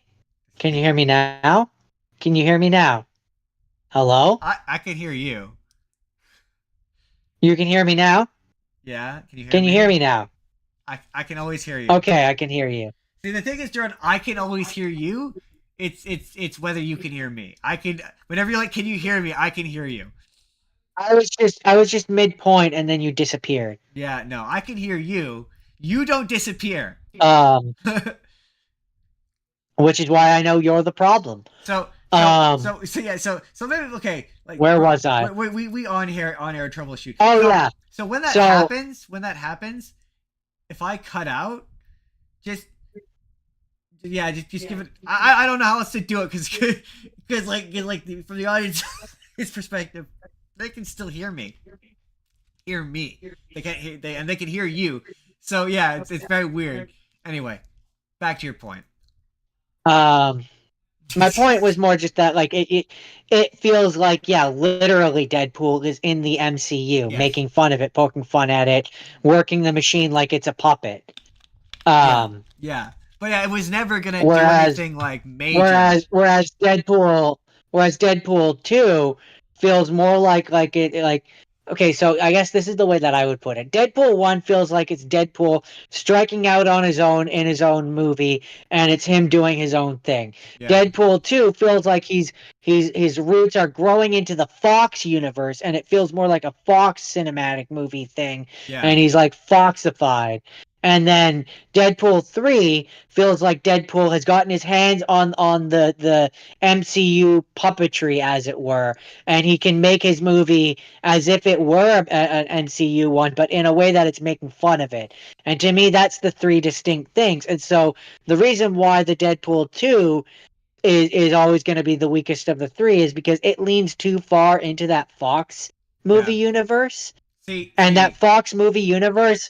And that Fox movie universe isn't generally good. So here's the thing. I sort of agree with what you're saying, but I would say more like, for me, in terms of, I think I've kind of already said this, but that first one, very much, it feels like that's a parody or that satire of those original 2000s X-Men, where they're bare bones, they're simple, they're easy. And then that second one feels like they're trying to be the MCU. They're trying to be like, oh, Deadpool can be earnest and sincere and be like do the like the action stuff and like be a Marvel movie, but still do the fourth wall breaky stuff. Whereas this feels like it's making fun of the Marvel stuff.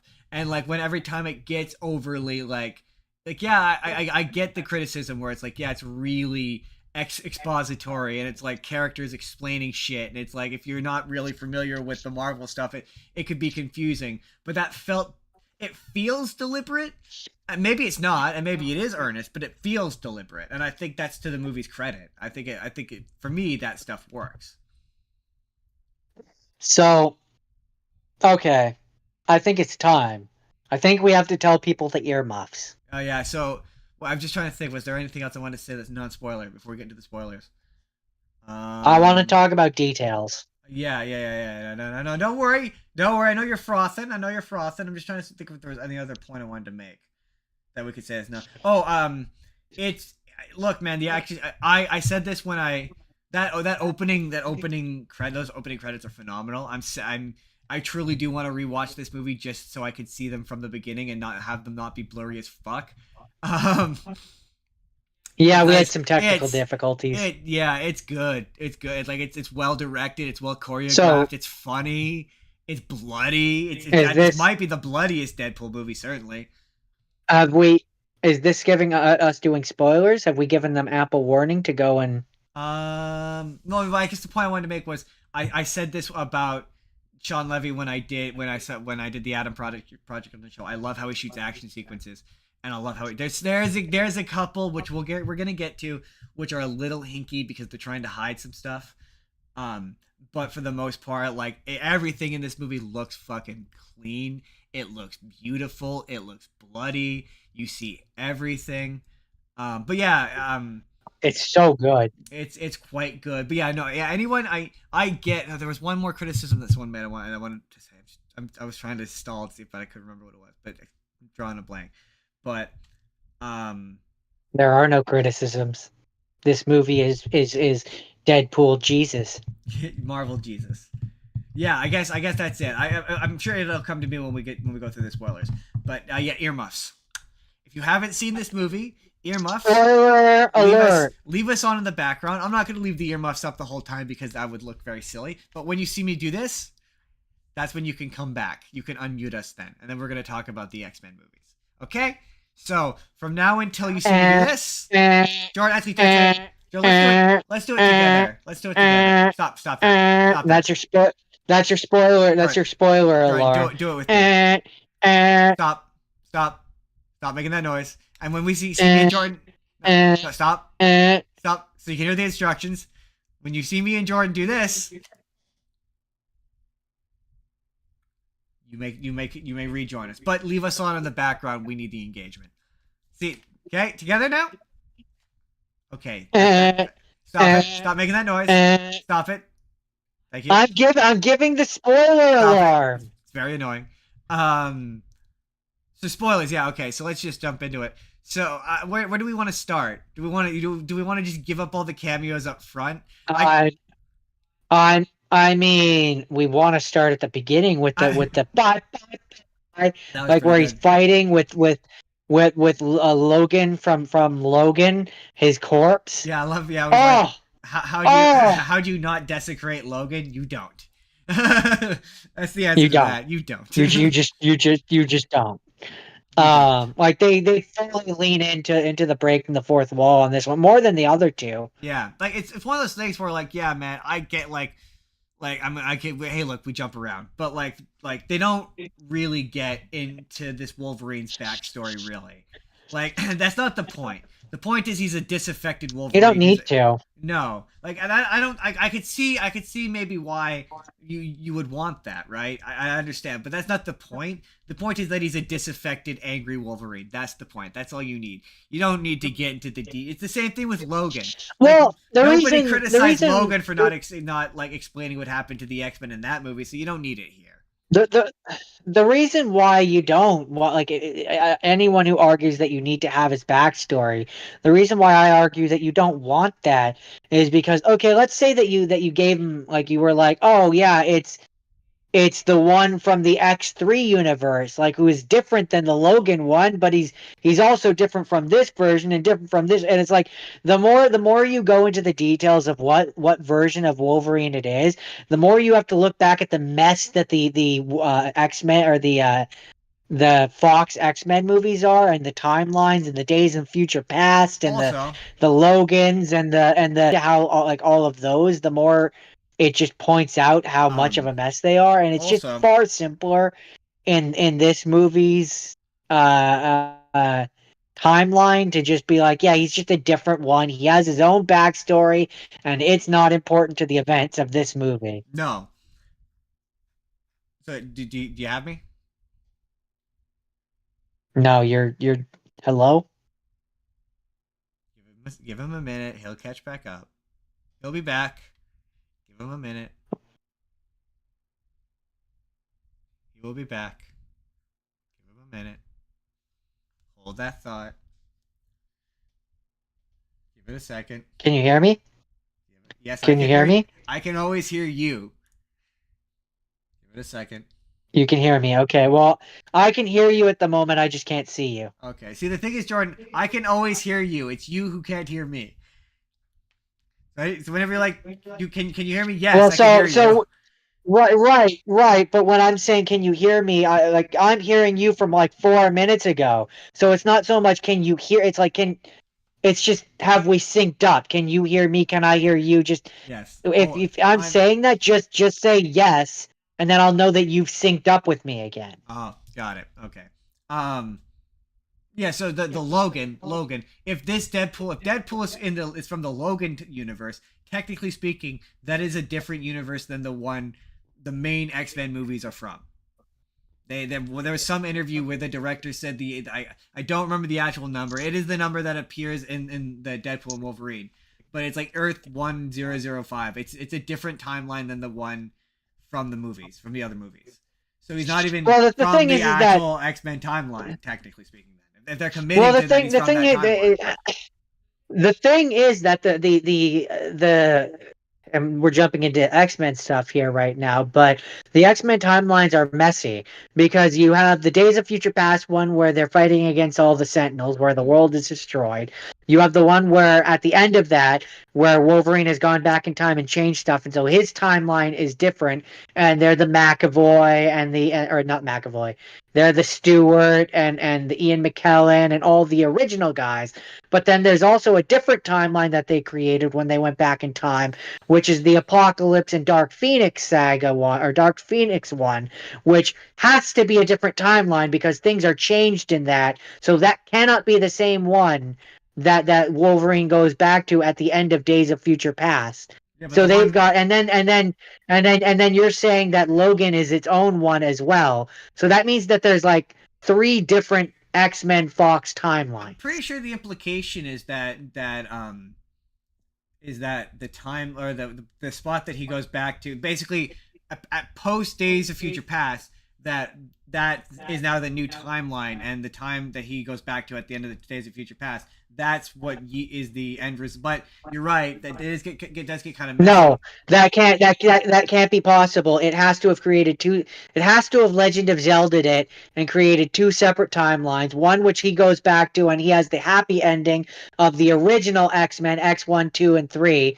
And then the Apocalypse and Phoenix has to be its own timeline because and we're jumping ahead here, at the end of Dark Phoenix, Jean dies. She becomes like Phoenix and goes off and dies. At which if she is the same version as she is in the original, that she's in like, yeah. no.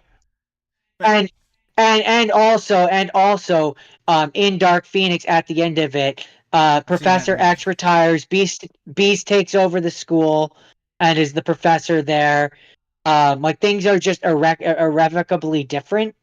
Like, they have to be in different timelines. Interesting. That's jumping ahead.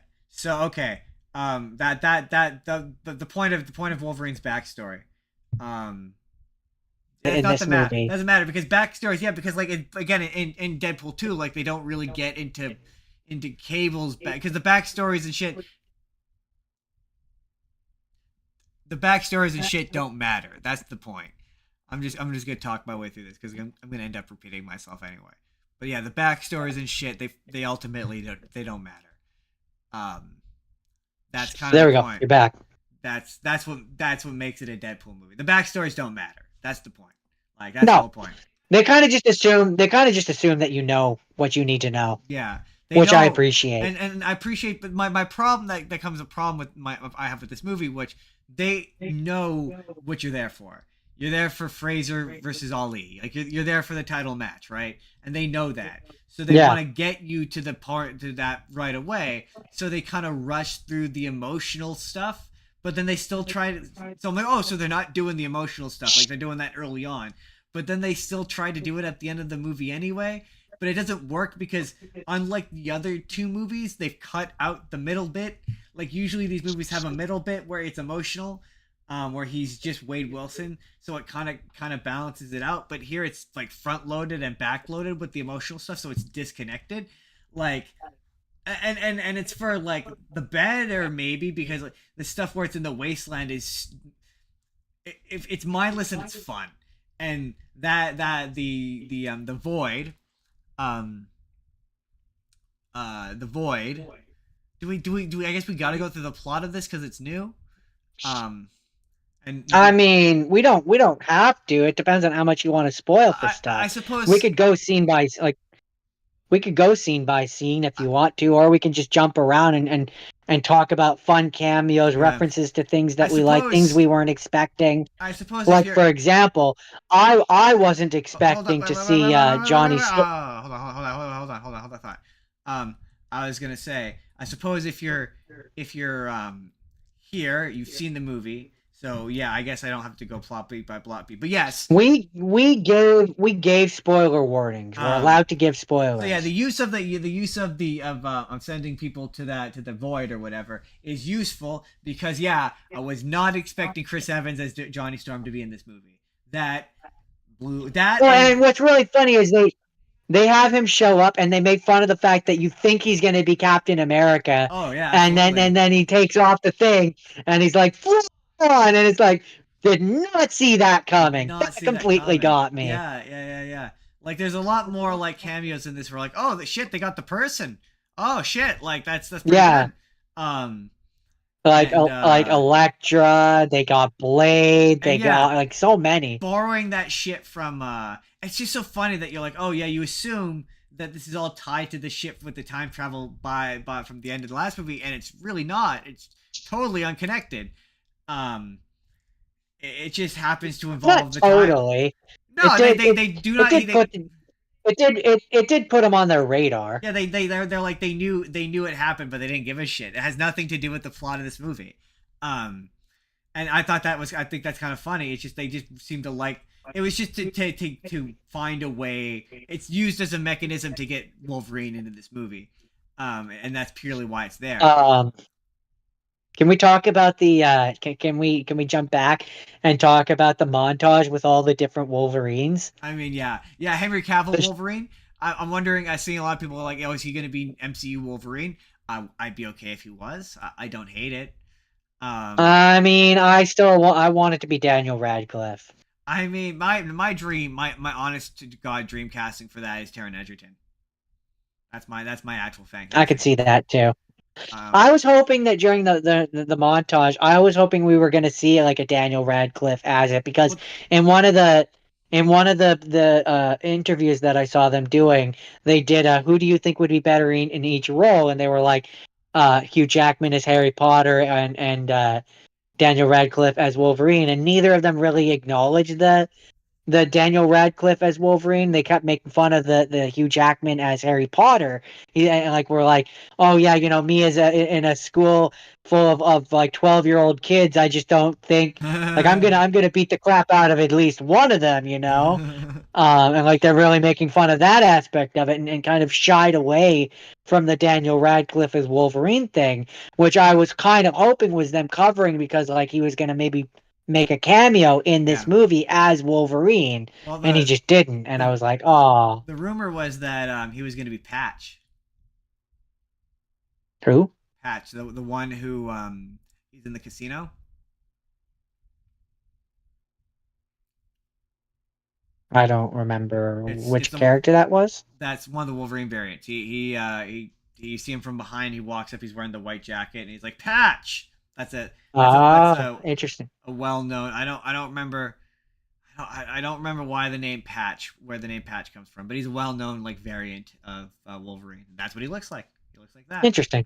People thought so. See, this is an example of clearly there were references in there that I didn't get. Oh yeah, that montage of the Wolverines. There was a couple in there that off the top of my head, I can't remember them, but in the moment I recognized them. Where I was like, oh shit, I recognize that reference.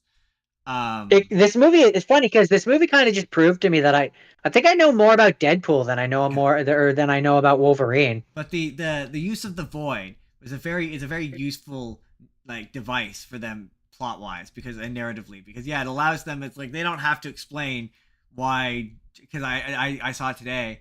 There was an interview with Chris Evans that was like from a while ago where they were asking him about coming back as Captain America and he was like I would love to come back as Johnny Storm, but I'm too old, like I'm so much older.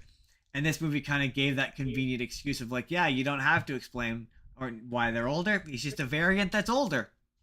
No explanation. Well, I also love it. I love the use of the void in this because it's great in two ways. It's a great meta commentary on how the Fox universe is dead. Yeah.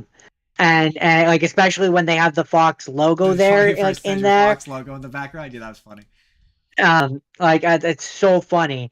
And then yeah, no, like you don't have to explain why he's old. I mean, for all we know, he is the movie version, and he's just been in the void long enough that he's old now. Right. Well, I mean, we don't. To be fair, we don't know how the void works. We don't know if they age in the void or how any of it works.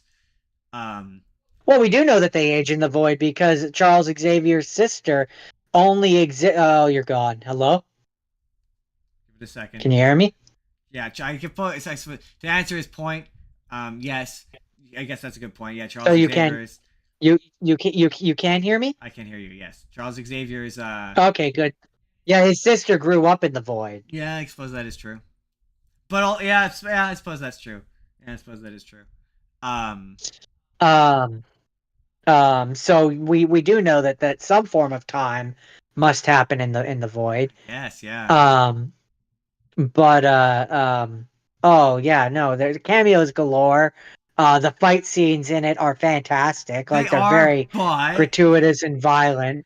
But the fight sequence. No, but the fight sequence where it's they're attacking the fortress and it's oh yeah, Channing Tatum is as Gambit, phenomenal. He's a very funny so funny character.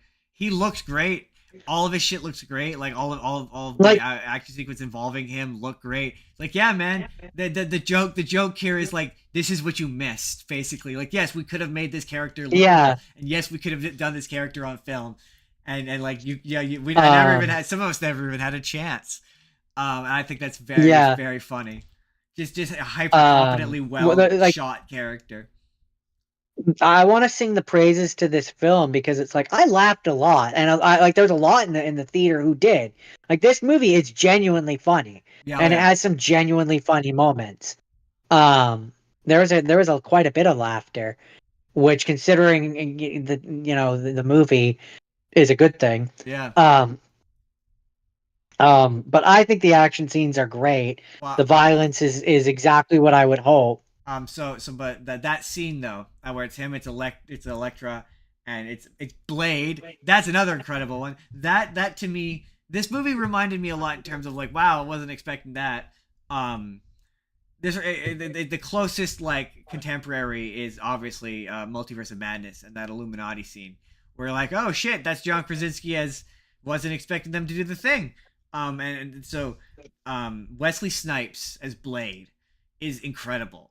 That's like it's funny that you say Multiverse of Madness because while I do agree with that, I would also say that it's like to bring it back to Spider-Man, it's like No Way Home, where like the amount of people that they got to come back for it was remarkable. I could see why you would say that, but this direct comparison is more like Black Bolt, Anson Mount.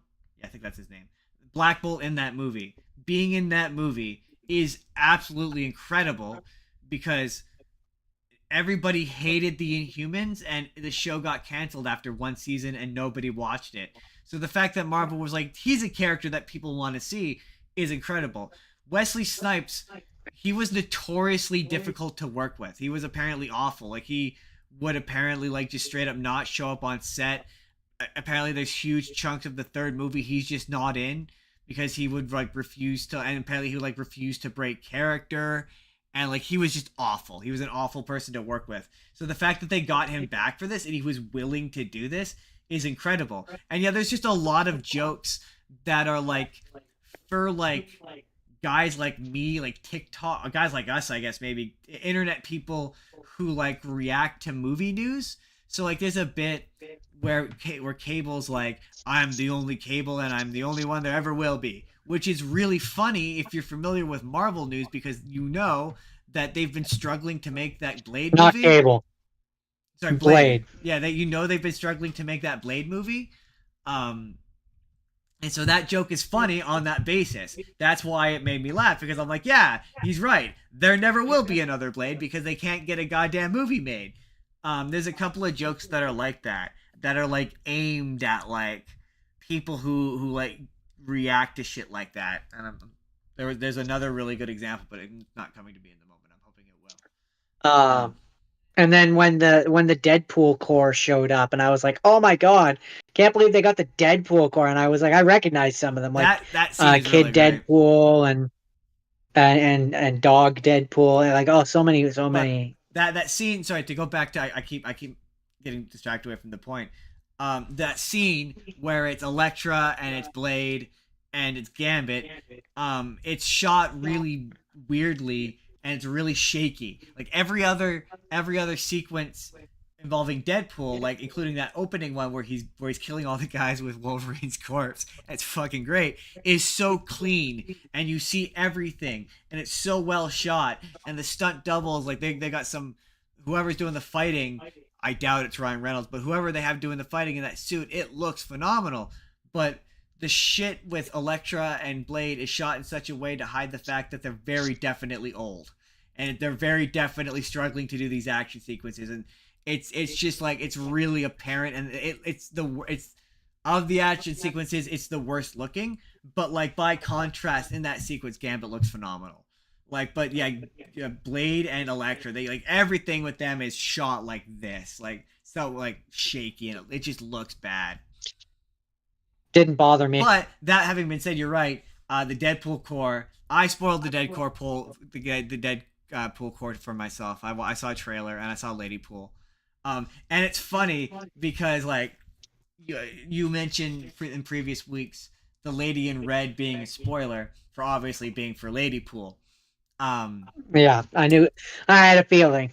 And I think by the time when Dogpool shows up, I think Nice Pool. I'd love to know if Nice Pool is an actual character in the comics. But Nice Pool. He had already mentioned the Deadpool core, I think. When he uses him as a human shield, yeah. He's like the one who doesn't have a healing factor. I wasn't gonna lie. I thought the joke was when Peter showed up in the Deadpool costume at the end. I thought that the joke was in the entire multiverse. There was one Deadpool that was Peter for some reason.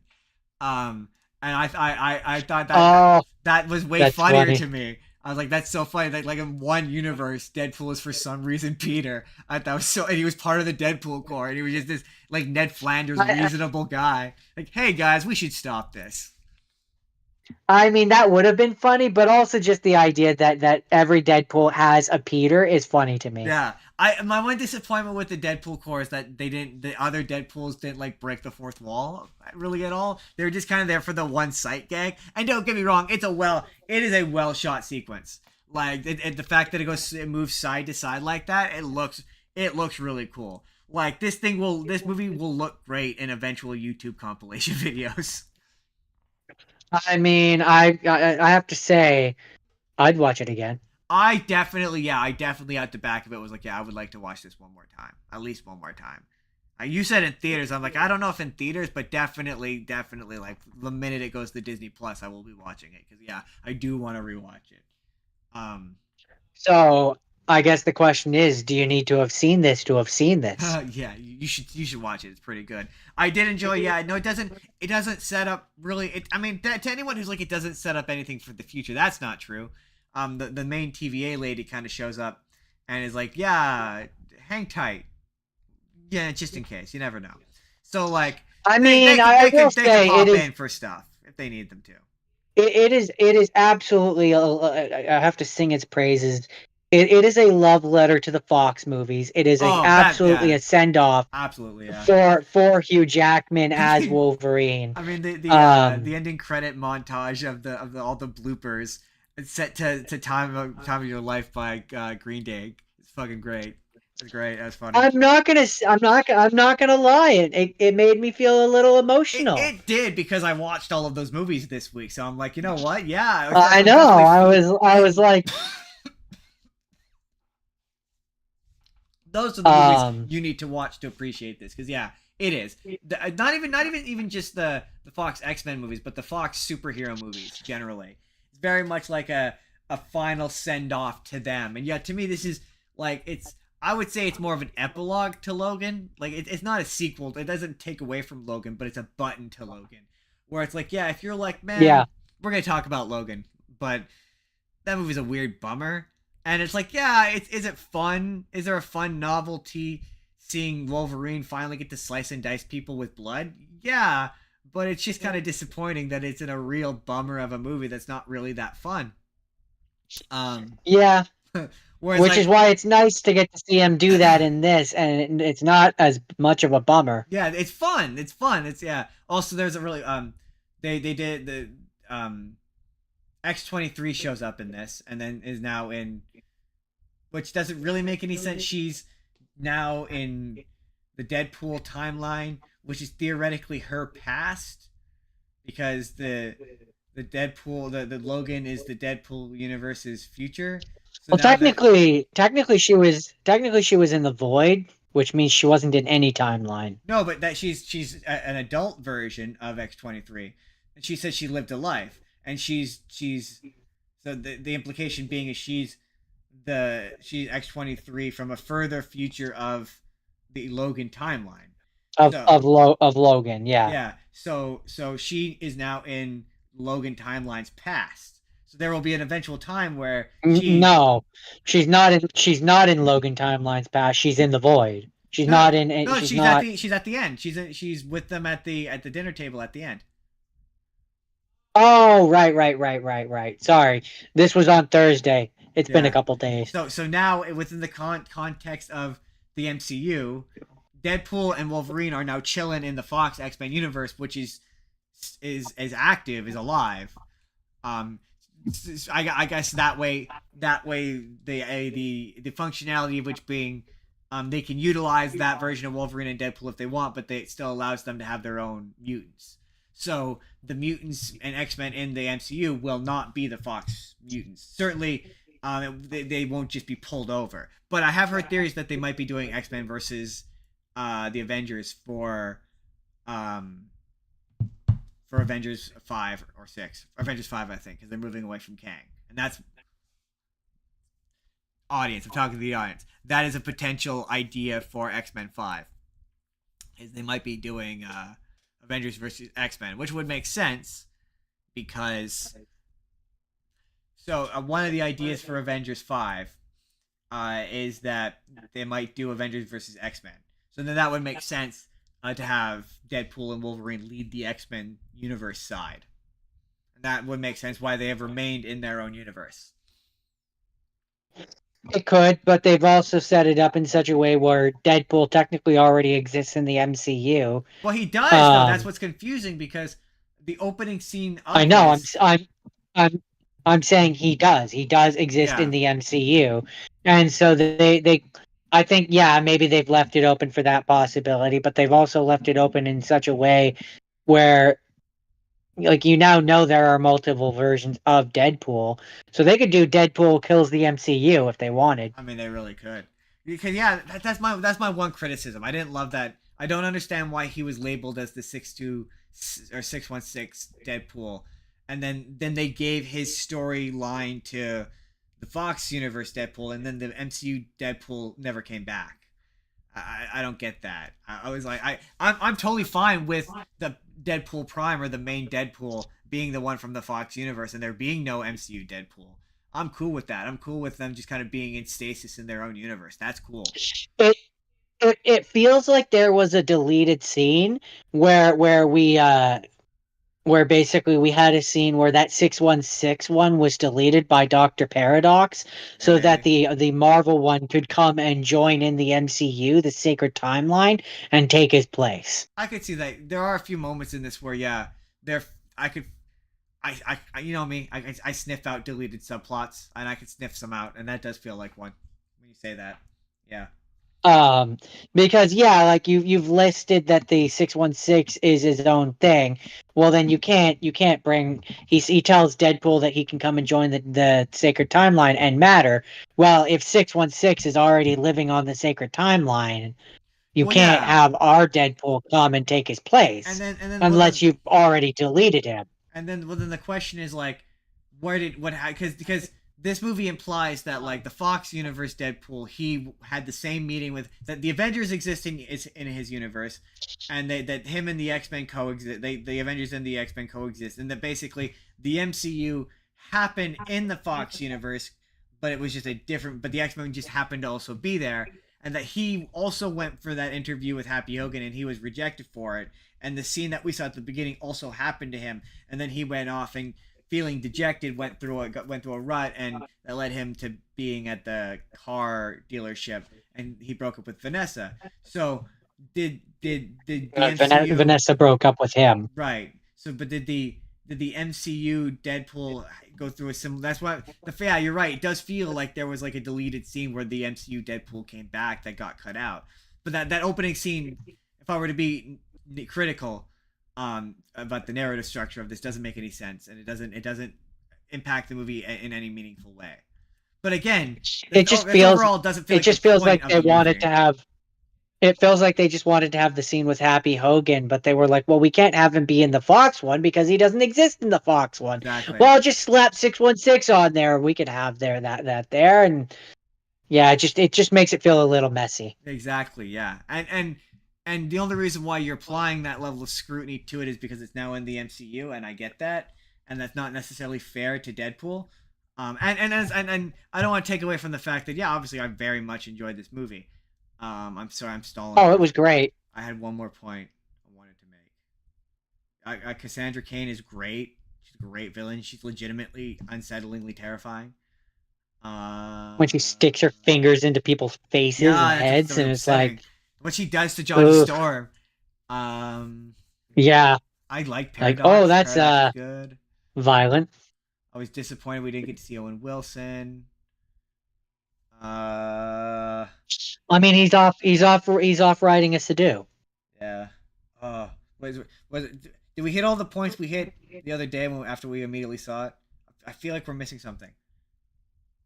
There's something we brought up. I'm just rolodexing mentally through all the points we made. I feel like there was one more.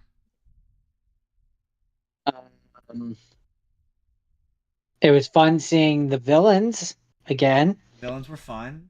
Pyro was really fun. I think he has more personality in this movie than he did in the entire original X-Men trilogy. I love. Oh, Deadpool core. I love the joke that the Juggernaut is now played by a third completely separate guy. I thought that was funny. Yeah. Hugh Jackman is having a ton of fun in this movie, and you can tell. I think the most fun that he's had is Wolverine in a while. Once again to be in our critic Oh, sandwich. I love the when Wolverine or when Deadpool says to Wolverine, "You'll be doing this until you're 90. That's Disney funny. brought you back." Yeah. I do like the fact that there is a sort of a story. There's a reason for the suit. Like it's not just kind of gratuitous. It's like there's a reason why he's wearing it. I did enjoy that. Um, Dopinder for some reason doesn't have an accent. I noticed that it was really distracting. He because I've seen the actor who plays him. He doesn't have it. He obviously is an American, so he has a regular. And so in this movie, he no longer has an Indian accent for some reason.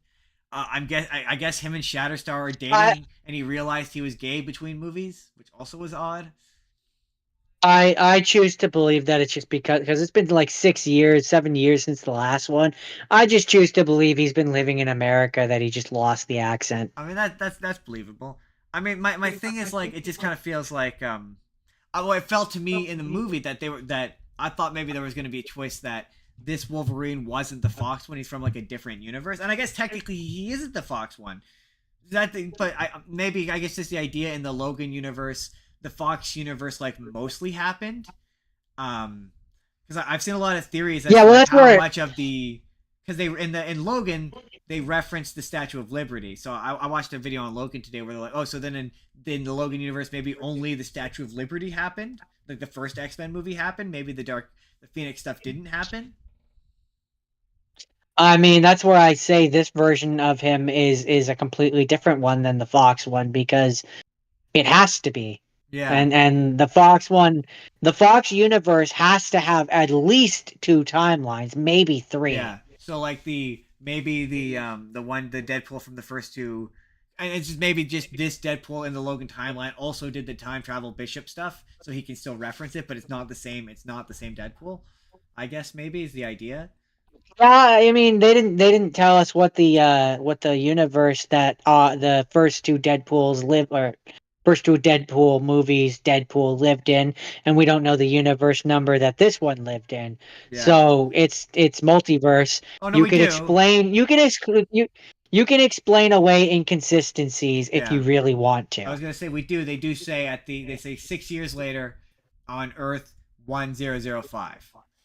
So they do point out the fact that Right. it's But I'm saying what like in the first 2 movies they don't tell us what his universe name is. oh yeah, that's fair. Yeah, you're right. Yeah, that's a fair point.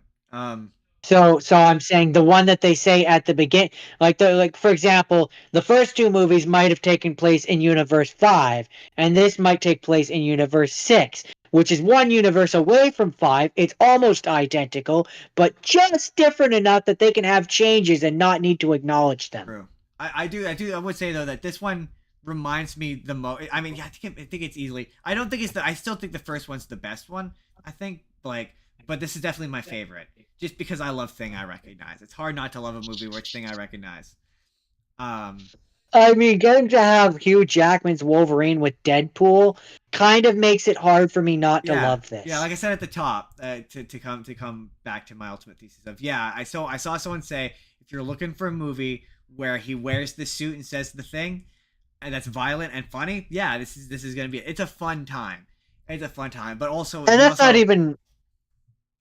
That's not even talking about the fact that Deadpool's costume looks phenomenal in this one too. Oh yeah, they got I think I already said this, but they got the Deadpool characters for literally one day. Like it's in one location, they're in one house. It was probably an afternoon, like a 12-hour shoot day, like at best. Like that's all they do in this movie. So if you like the characters from the previous movies, don't expect to see them too much. But it is fun like. To have Hugh Jackman be able to like actually interact with Vanessa, just because of it's kind of a fun payoff to the joke from the first movie where he got the magazine stapled to his face. But no, I did the other point that this person made though was like, don't ever do this again. Like this is the kind of thing that it works once. If you do it again, it'll be tired. Like this is gonna probably make a bunch of money, but like don't learn the wrong lesson from this. Don't do this again. And I said the same thing after Captain America and after the last Thor, and I will say the same thing here. Don't make another Deadpool movie. Don't make Deadpool 4. Don't do it. Have Deadpool. Well, I mean, okay. Here's the thing. I don't necessarily. I don't necessarily agree with that. I think don't do another multiverse. Don't do another don't bring back Wolverine. Don't do anything big like that again. But like if you bring it back to like a Deadpool 1 where it's a small insular, much like how we say with Spider-Man, where you bring him back down to being a street level thing, like a smaller level thing. Maybe. I think you could do another Deadpool movie. Like but Deadpool... no, don't continue to escalate. The only way you can continue to escalate it and make it a big thing again is if you do Deadpool kills the MCU. Right. That's the one thing I think you can get away with. Deadpool should, just like Thor, Deadpool is now a secondary character, should now be a secondary character in other people's movies. From like now to like forever.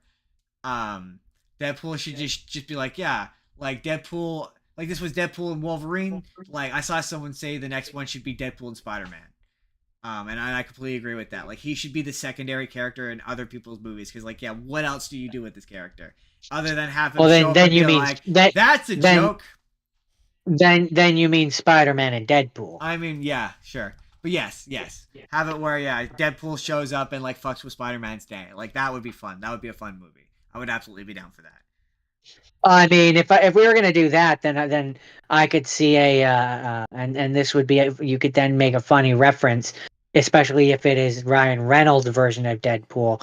If you have it Spider-Man and the new version of Johnny Storm versus Deadpool in some capacity, and then Deadpool can be like, "I miss when you were the other guy." I mean, I'm just saying though, and now that I'm thinking about this, like I think Marvel like full out owns Deadpool now. Like, no deal. Like, they can do whatever they want with him. So like, yeah, Yeah, the Spider-Man movies, they do. They bought Fox. The Spider-Man movies need to have a Marvel character. So like, yeah, Spider-Man versus Deadpool, they could do that for Spider-Man 4. It's a potential idea that they could do. Yeah, they could. And you could, and yeah, you absolutely could have it where you can bring Deadpool down to a ground level and have it work. Yeah. Spider-Man, that's the perfect place to wrap you this want up. to you want to give this Spider-Man the symbiote. You have it where it attaches to Deadpool first, goes crazy because it's connected to the Sony version of Venom, so it can't be crazy because it's fairly sane. But it bonds with Deadpool, and that's what makes this version go crazy. And then it can go on to this version of Spider-Man to go into the next movie and do a Venom thing. All right.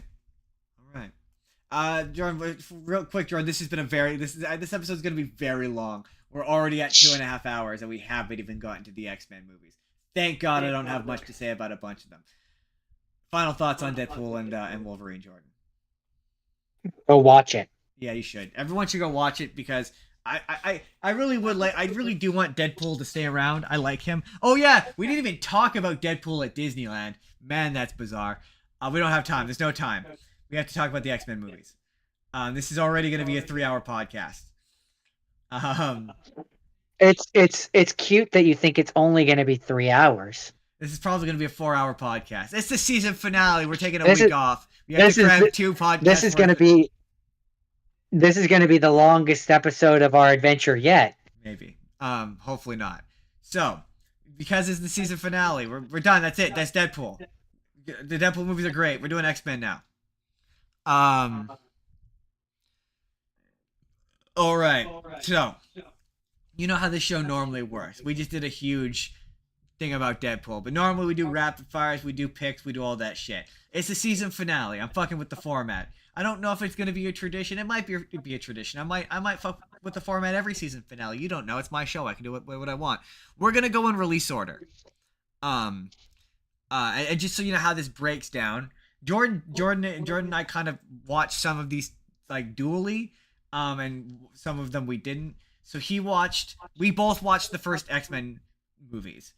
So there will be no rapid fires. There will be no picks. Well, we're just gonna go X-Men movie by X-Men movie. He watched the first 2.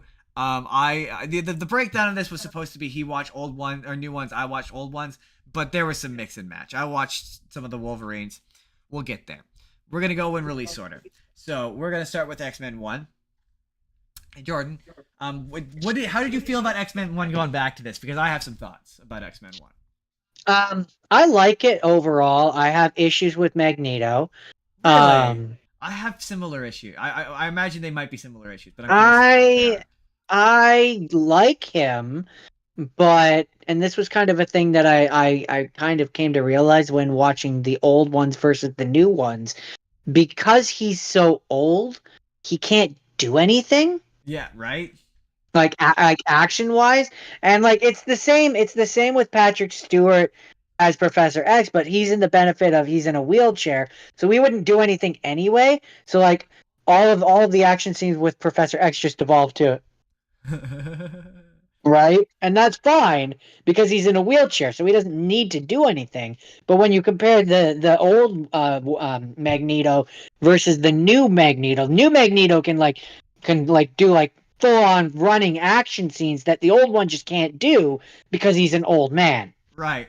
And my thing. Okay. we have anytime you talk about the Fox X-Men movies, you have to do this little disclaimer at the beginning. I recognize that these are the granddaddies, these are the godfathers, these made the mistakes so this walks so the MCU can run. Everything that these things did wrong, Kevin Feige learned from, because he was a producer on these movies, and then he went and he made the MCU. So like, I get, okay.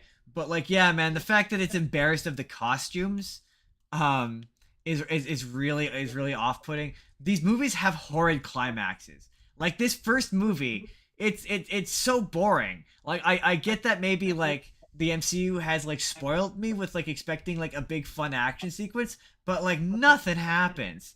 It's just like you get the occasional alright fight sequence with Wolverine, but it's just very dull. It's just not very interesting.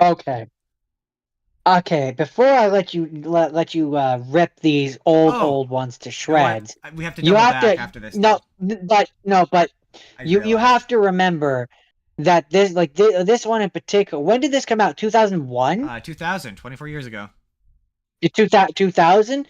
There was no the special effects weren't there to allow them to do the big scenes that you're talking about from the MCU. And I get that, and I totally get that, and I totally get that I'm spoiled, and I totally understand that.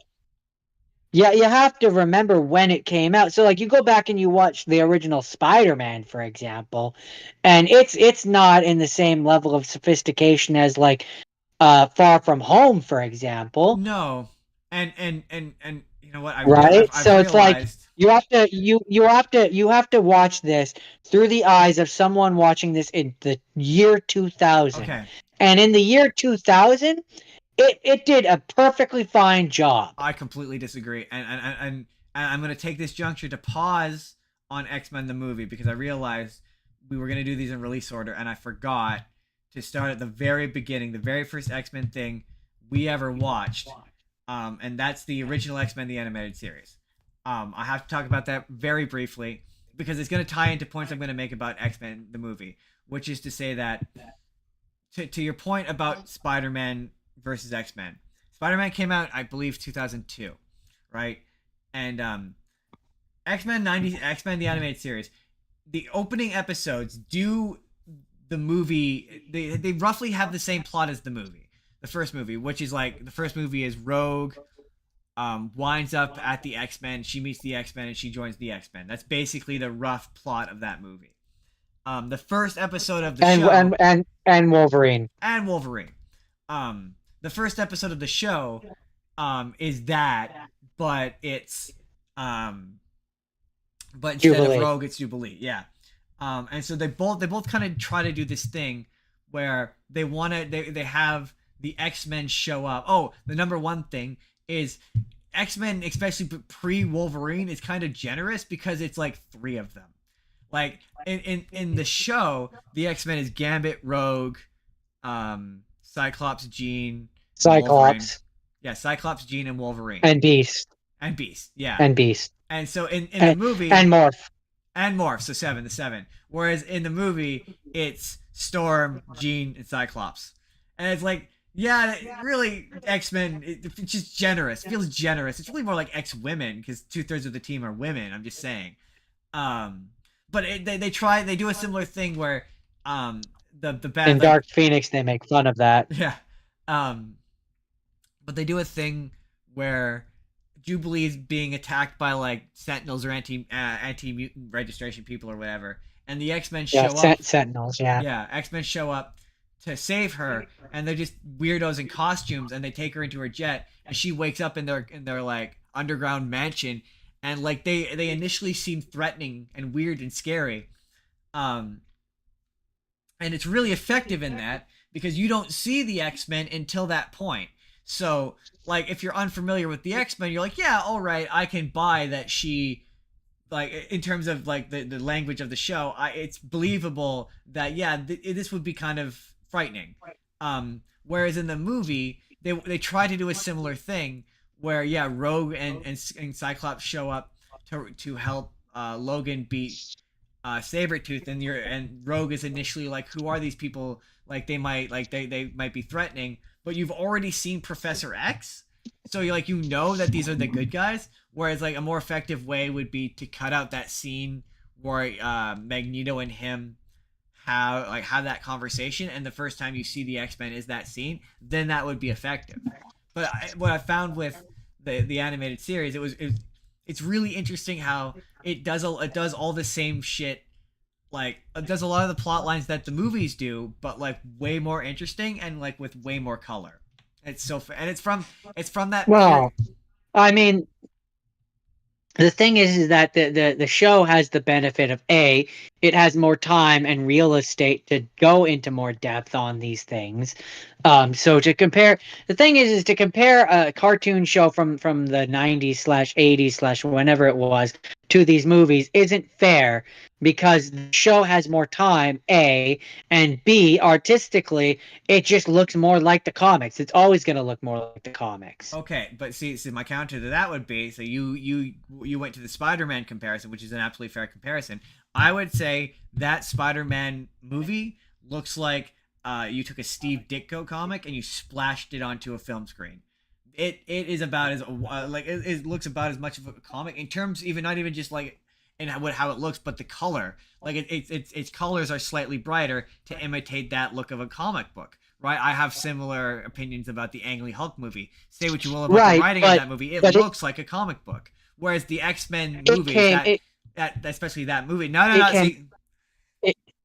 it came out after, didn't it? Right, 2 years later though. So I don't think it already had the opportunity of learning from that X-Men movie. Plus, that's not fair. That's also the equivalent of saying, for example, comparing the MCU movies to the DCU movies that were made by Zack Snyder. You could just make the argument that the director choices and the costume choices on that movie just weren't good. But what I would say though is if that Raimi Spider-Man movie, it looks like Spider-Man the animated series, and that looks like, but the X-Men, they don't look like the X-Men. And from what I know, they had the opportunity to, and they just it's literally that joke where Cyclops is like, "What did you want, the yellow spandex?" Well, it turns out we just spent I think an hour talking about it. Yeah, that's what we wanted. It's just hubris. It's hubris, and it makes the action sequences. I don't think there's a single good action sequence in any of these movies. Like I don't think any of these movies ultimately are very interesting. They just take the ideas from the comics and they mute them. Like it's like, yeah, I could handle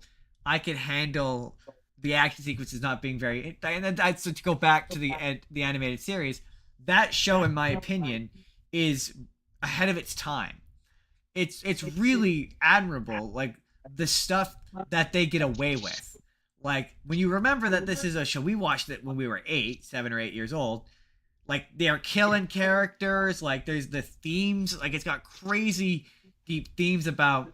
One of the more interesting things for me about the X-Men is, and let me know if you agree with this. Depending on what era it comes out in, the political message changes. Who the metaphor is about changes.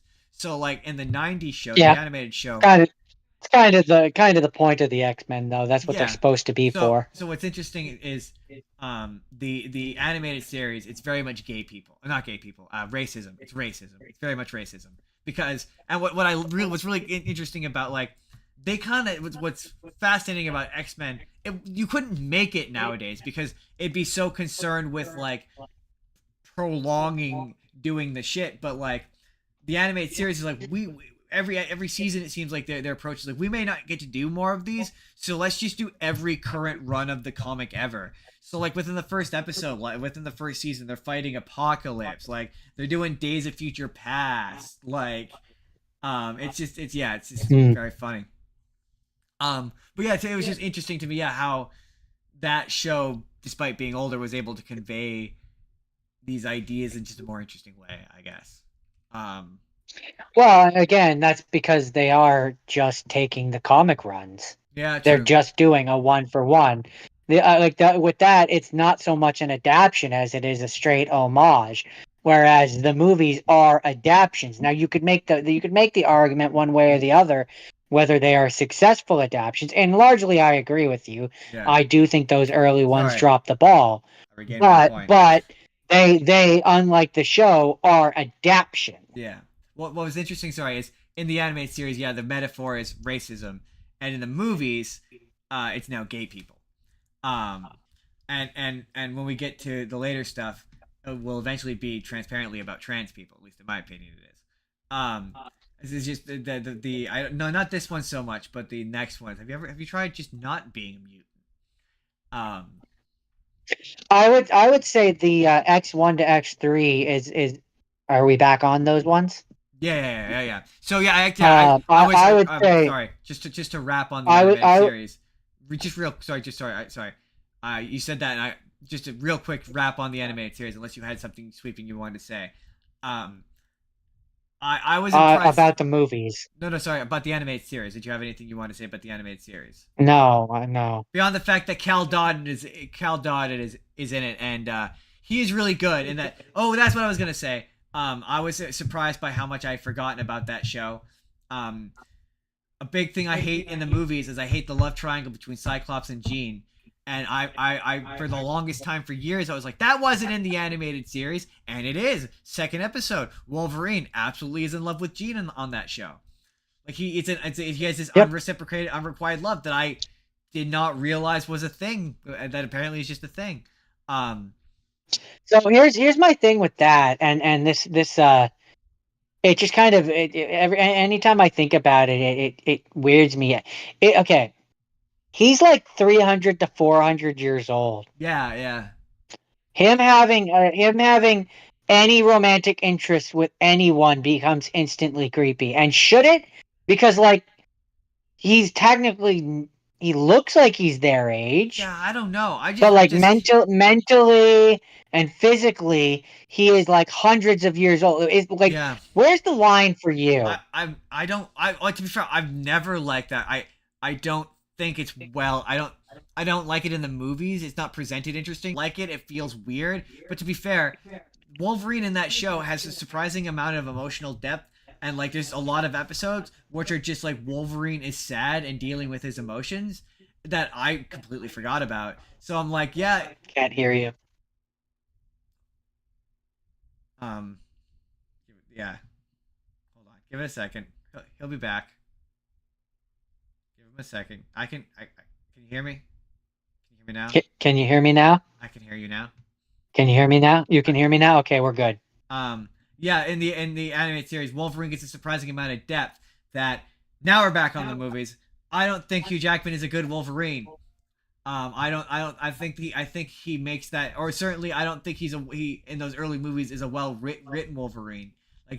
All the shit that turns out makes him interesting. Like the fact that he's been on multiple teams. Also, I never knew this. I learned this on this run through that the team of X-Men that are in that animated series, they're not the original X-Men.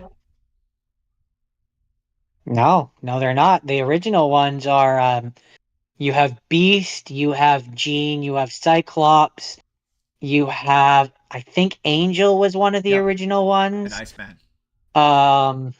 And Iceman, thank you. That was one of them. It's not Beast. It's a guy, well, at least in the picture that they show, it's not Beast. It's a guy who I could see why you would think he was Beast. He looks like he's similar mutant, but he's not actually Beast. But the rest of that's right. I don't know who he is. I didn't bother to look it up.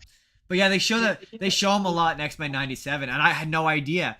From memory, from childhood, I was like, oh, this is just the original team. And then later on, I found out in the comics, no, there's a First Class, which are not in First Class.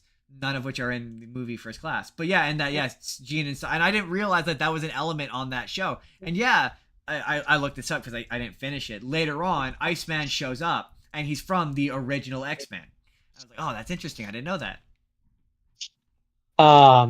But to go back to the first three movies. Yeah, so yeah, no, back to the first three movies. Sorry. So you said that the themes that the X-Men have for those three ones, I would say that it was it's an allegory for gay. Oh yeah. Specifically, those three ones are. Yeah. I think Bryan Singer has gone on record as but the hello. Yes. But the first class ones, those ones I would say are about race again. Yeah, that one makes more. I mean, I could see that mostly because they take place. Like they start off taking place. We'll get there. So X But one X one. So I guess keeping in theme with what I've been asking, um, do you think you need to have seen that one to watch Deadpool and Wolverine? I mean, no, I don't think so. No, this is where I'm probably gonna start saying no because I don't think so. I think it'll help, but I don't think you need to. I don't think there's no real beats plot points that you really need to know or characters really other than maybe Sabretooth. Yeah, other than to maybe know to get like because that's the version of Sabretooth that shows up, so like maybe that, but other than that, no, I don't think so. Okay, so Also second, to your point about to your thing about Magneto, I think I like him. I think he's very charismatic, and I really like why can I never remember the actor's name? The guy who plays him. You know it. You gave it to me the other day. Ian McKellen. Ian McKellen is very Ian funny. McKellen. Yeah. Ian something. Ian McKellen. Yeah, he's very funny. He's a very funny. He's very funny. He's very charismatic. Ah, come on. Starting to get frustrated. I know. How about now? Hello. How about now? Can you hear me? I can hear you. Okay, I can now hear you, but I can't see you. That's fine. Starting to get tired and frustrated by this. No, fair enough. Same. So X2. Oh yeah. So I get your criticism. Yeah, and you're right. It does lead to like less interesting shit. It's like there's only so many times you can watch him lift a metal, like it's or float. And also he loses, having seen him a bunch in the animated series. They lose so much of what makes that character interesting to kind of just evolve him to be a mustache twirling, like because a lot of what he says is like kind of fair. A lot of what that character believes that's is why not unfair. I like what they. That's why I like what they do with him in the First Class series of movies where he's younger, because he does project that strength and still has that like okay, what his point of view isn't necessarily evil per se. Yeah, exactly. X2, that's X1. X2. It's funny because this is not. Again, I just think the climax is really boring. I just don't think anything. Like I don't know. Like even movies of that era, you had a big punch at the end of a movie. You had a thing where a bunch of people. And to be fair, I think that the next one overcorrects. To be fair, I didn't watch that one. And this is the point where they start to become conflicting because obviously William Stryker shows up in this one. And he shows up in later stuff, and it completely this is where the contradictions in continuity start to happen. But my favorite thing about Wolverine is I do enjoy how like when you do watch these movies all back to back, you will start to notice that like he does change. Like by this point, he's starting to become like teacher Logan Wolverine. Like I do enjoy his interactions between some of the younger student characters. Like him and Iceman are pretty fun. I like Iceman. Iceman's good. Yeah, he's really fun. I did enjoy the moment where Wolverine's like, "Hey, we haven't met before," and you're like, "Yeah, no, you've definitely met before. I'm pretty sure you had a conversation in the first movie." I don't think they did. I'm trying to think. Is there anything notable about X2 I had to say? No, not really. I didn't really have any strong feelings about this one. No, me neither. Like I think the thing for me is like going back and watching these as me as I am now. They're not bad enough for me to dislike them. No. But they're not good enough. Like they're not X-Men Origins Wolverine, but they're not Deadpool. Yeah, exactly. Like they're fine. They lay somewhere in the middle where it's like they're fine, they're enjoyable in their own way. And you said this about the Indiana Jones movie. I don't see. I'm kind of like iffy on this statement because I waffle on it day to day, moment to moment. But I'm almost inclined, having watched the first 3 of these, to say that they're of relative quality to each other, but X-Men Origins Wolverine is pretty bad. So with that, Jordan, do you have any final thoughts on X-Men X2? Nah. Yeah. Nah. So with that, Jordan didn't watch X3, but I did watch X3. And I honestly, the biggest problem with X3 is it's once again, a lot of the X-Men movies have this problem where it's like too many ideas.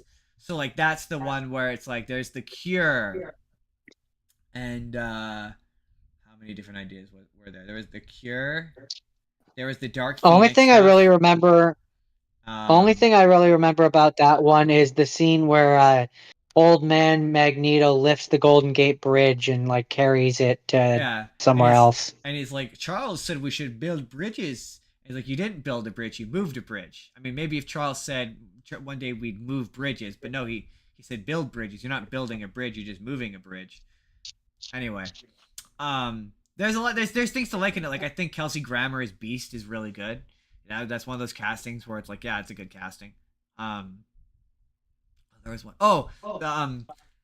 This is where it's like, that's it. The movie wants to make the case that like getting the cure, some of the mutants see it as like a moral failing, but like it's unfair because like Beast, it kind of sucks to be him at times. Like not every mutant has a super awesome power. Not even just Beast. Rogue kills people when she touches them. Yeah, exactly. So it's like to be like, to be not understanding of why people would want that. It doesn't make any sense. And like there's just certain elements of the metaphor where it's like Angel is a blonde-haired, blue-eyed person with literal angel wings. Like the conservative right would be like he's the literal image of, you know what I mean? Like they would fall all over. He could be the literal symbol of the religious right. To compare him to Toad is kind of not right. Like just if you're like fair. That's the movie where it's my suspension of disbelief is just like okay. Also like my thing with these X-Men movies is we're at the point where you should start to show the cool shit. Like showing me the head of a sentinel, which happens at one point, is not enough. This is also the movie where the guy who plays Cyclops left this movie where he was getting cucked by Wolverine to go get cucked by Superman.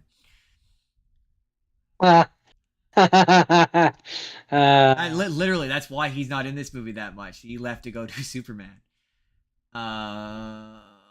Which one? Returns. He's the one who's married to Lois Lane. You think it's his kid, and then it turns out to be Superman's kid. That's funny. So I'm just trying to think. Is there anything that else? Is most amusing. Do you have anything else to say about X3? No, this was really more of a rapid fire for me. I'm just trying to think if there's. I'm just running through my brain. Was there anything else I wanted to say about it? X3, 3 times the X. No, even better. X3. This time it's personal. No, I'm maybe this is gonna be. I think it's gonna be one of those times where if I think of anything else mid other one, and then after that it's X-Men or Wolverine. This would have been a main pick for me. We don't talk about Bruno, Justin. Yeah, we have to talk about Bruno. This is Bruno. This is Bruno. This is the whole point of the show, is to talk about Bruno.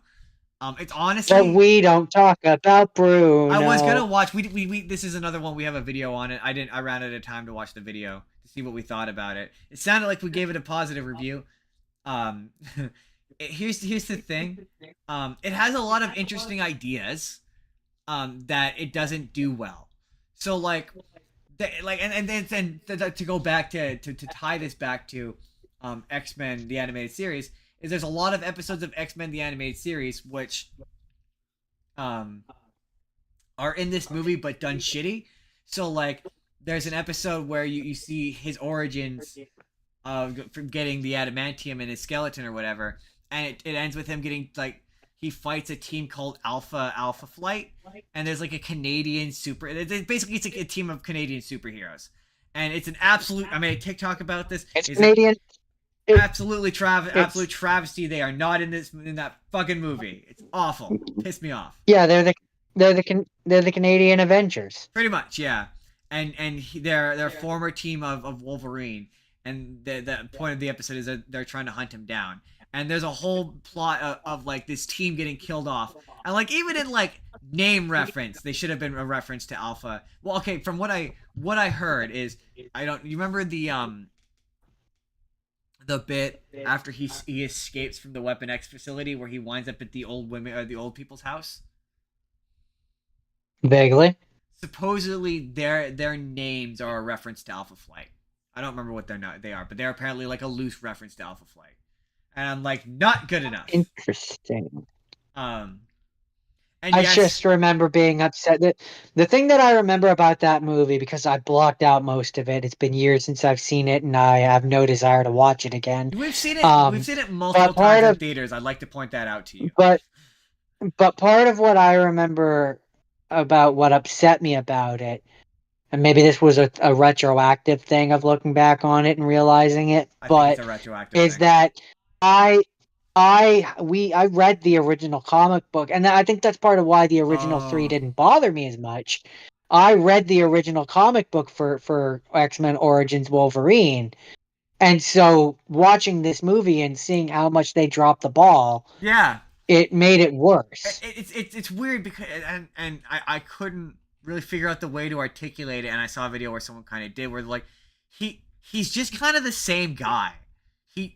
That's kind of it. He just knows his actual name. Like that's kind of, there's no real discernible difference characteristically. Whereas in the comic, like the thing is that there's a lot of stuff that this movie was never going to do that the comic book does, right? Like his whole growing up on the estate, like on a rich estate, the groundskeeper being his illegitimate dad, his illegitimate half-brother doing unfortunate things and being a terrible person. Like there was just certain things that make the comic book stronger that they were never going to do in the movie. Yeah, well, it makes the movie weaker. In the comic book, and they kind of do that because the brother in the credits, he's not credited as Sabretooth. He's just called Victor Creed. But in the comic, the brother is implied to be Sabretooth, but he's never directly called Sabretooth. And like, yeah, there's like explanations for like where the name Logan comes from, which like in the movie, unless I missed it because it absolutely failed the phone test, I don't think they ever actually say where he gets the name Logan from. Yeah, he's like Sabretooth calls him Jimmy, so he still knows he's James Howlett, and that's also a big plot part of it. It's like him getting amnesia happens way earlier in the story, and he forgets that he's James Howlett like way earlier in his life. Yeah, like I said, just like having read the comic before I had watched this, I just remember being like, through the more interesting shit of that story for sure. Yeah, and it just makes the movie weaker, and so I think that's part of why I can enjoy, especially now. I think that's part of why I can enjoy the first, like the original ones more, is because I'm not as familiar with those comic book runs. The problem once again is it's a similar problem. I cannot speak to the newer ones because I didn't watch them, but the older ones, and this is very much a relic of those older ones,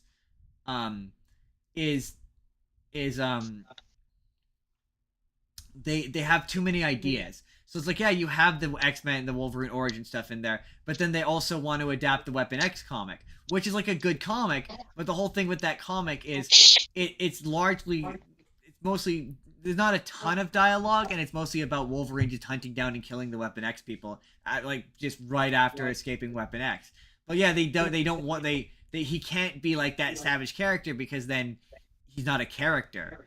And then you have the whole him bringing the team back together and like figuring out what's going on with the Deadpool, which like at the time didn't, but that's where I thought you were going with it, was like, no, definitely it being a bad adaptation of that comic bothered us, but the Deadpool stuff bothered all my friends, and it didn't bother me because I didn't know who Deadpool was at the time. At the time I had no idea who Deadpool was, so that wouldn't have bothered me. The adaptational changes are absolutely what would have bothered me at the time. Yeah. Now, I think what they did to Deadpool is a goddamn travesty. But my and this is the last bit I have about X-Men Origin Wolverine, unless you have anything else. If not for It that was movie, bad. but to me, it's not the worst X-Men movie. And I maintain that, and I know why you think so, and I don't disagree with you. But if not for X-Men Origins Wolverine, no Deadpool. I don't know that that's true. No, because he agreed to do that It was movie. because it was because of this that Deadpool like that.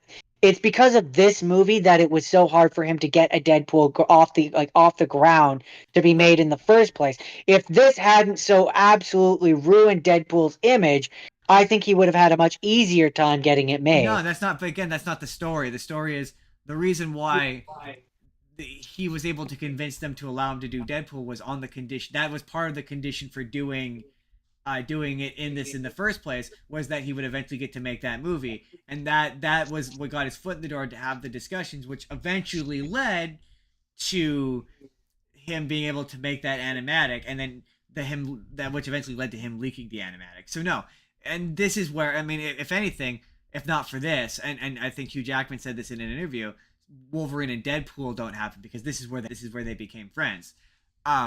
So no, if not for the current version of Deadpool doesn't exist without this movie. So yeah, so this movie birthed that. So it's not the worst X-Men movie. That's it. That's all for X-Men Origins Wolverine. Jordan doesn't have to listen to this now. And then we'll do First Class. That's the next one. Now we get to Jordan's side of things. Can you hear me? I can, yeah. That's it. That's it. All you didn't. I just Okay. did the end. I just the end. That's it. That's all I had. So, I didn't. Oh, you're fading again.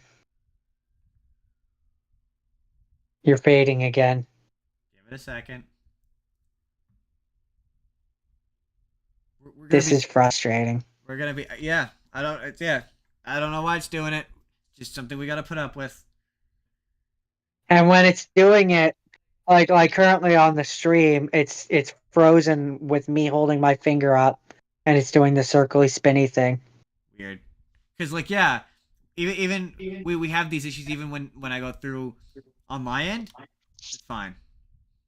Like we had similar issues last week, and there's no. Okay. As far as the stream is concerned, it's all you.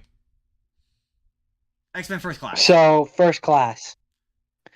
Best X-Men movie. It is the best. It is objectively the only good X-Men movie, in my opinion. It just is. I'm gonna be very fast through this. It has color. That's my first thing. The uniforms have color. It has color. I like James McAvoy as Professor X. I like the other guy whose name I can never remember. I always want to call him Sebastian Shaw. Michael Fassbender. Michael Fassbender. I do like him. As Michael Fassbender. I think he is a better Magneto than Ian McKellen is. I don't think that's unfair. It's hard. I really like McAvoy as except for this. Him doing this is the stupidest thing. It's a choice that he maintains every time he shows up in those movies. Whoa. It's not just him. It's also the girl from Game of Thrones. She does it too. Right? Like, it's a choice. Patrick Stewart never did this, man. Why are you doing this? Stop this. Stop what you're doing. And so, I like Jennifer Lawrence as Mystique. I think it's fun. I think it's a good way to kind of start the story, as it were. Oh, for sure, yeah. Show the past and the. You can watch that movie. You don't. Need to. And I. Oh, you didn't ask me the question on the last movie, by the way. Yeah, like. Oh yeah.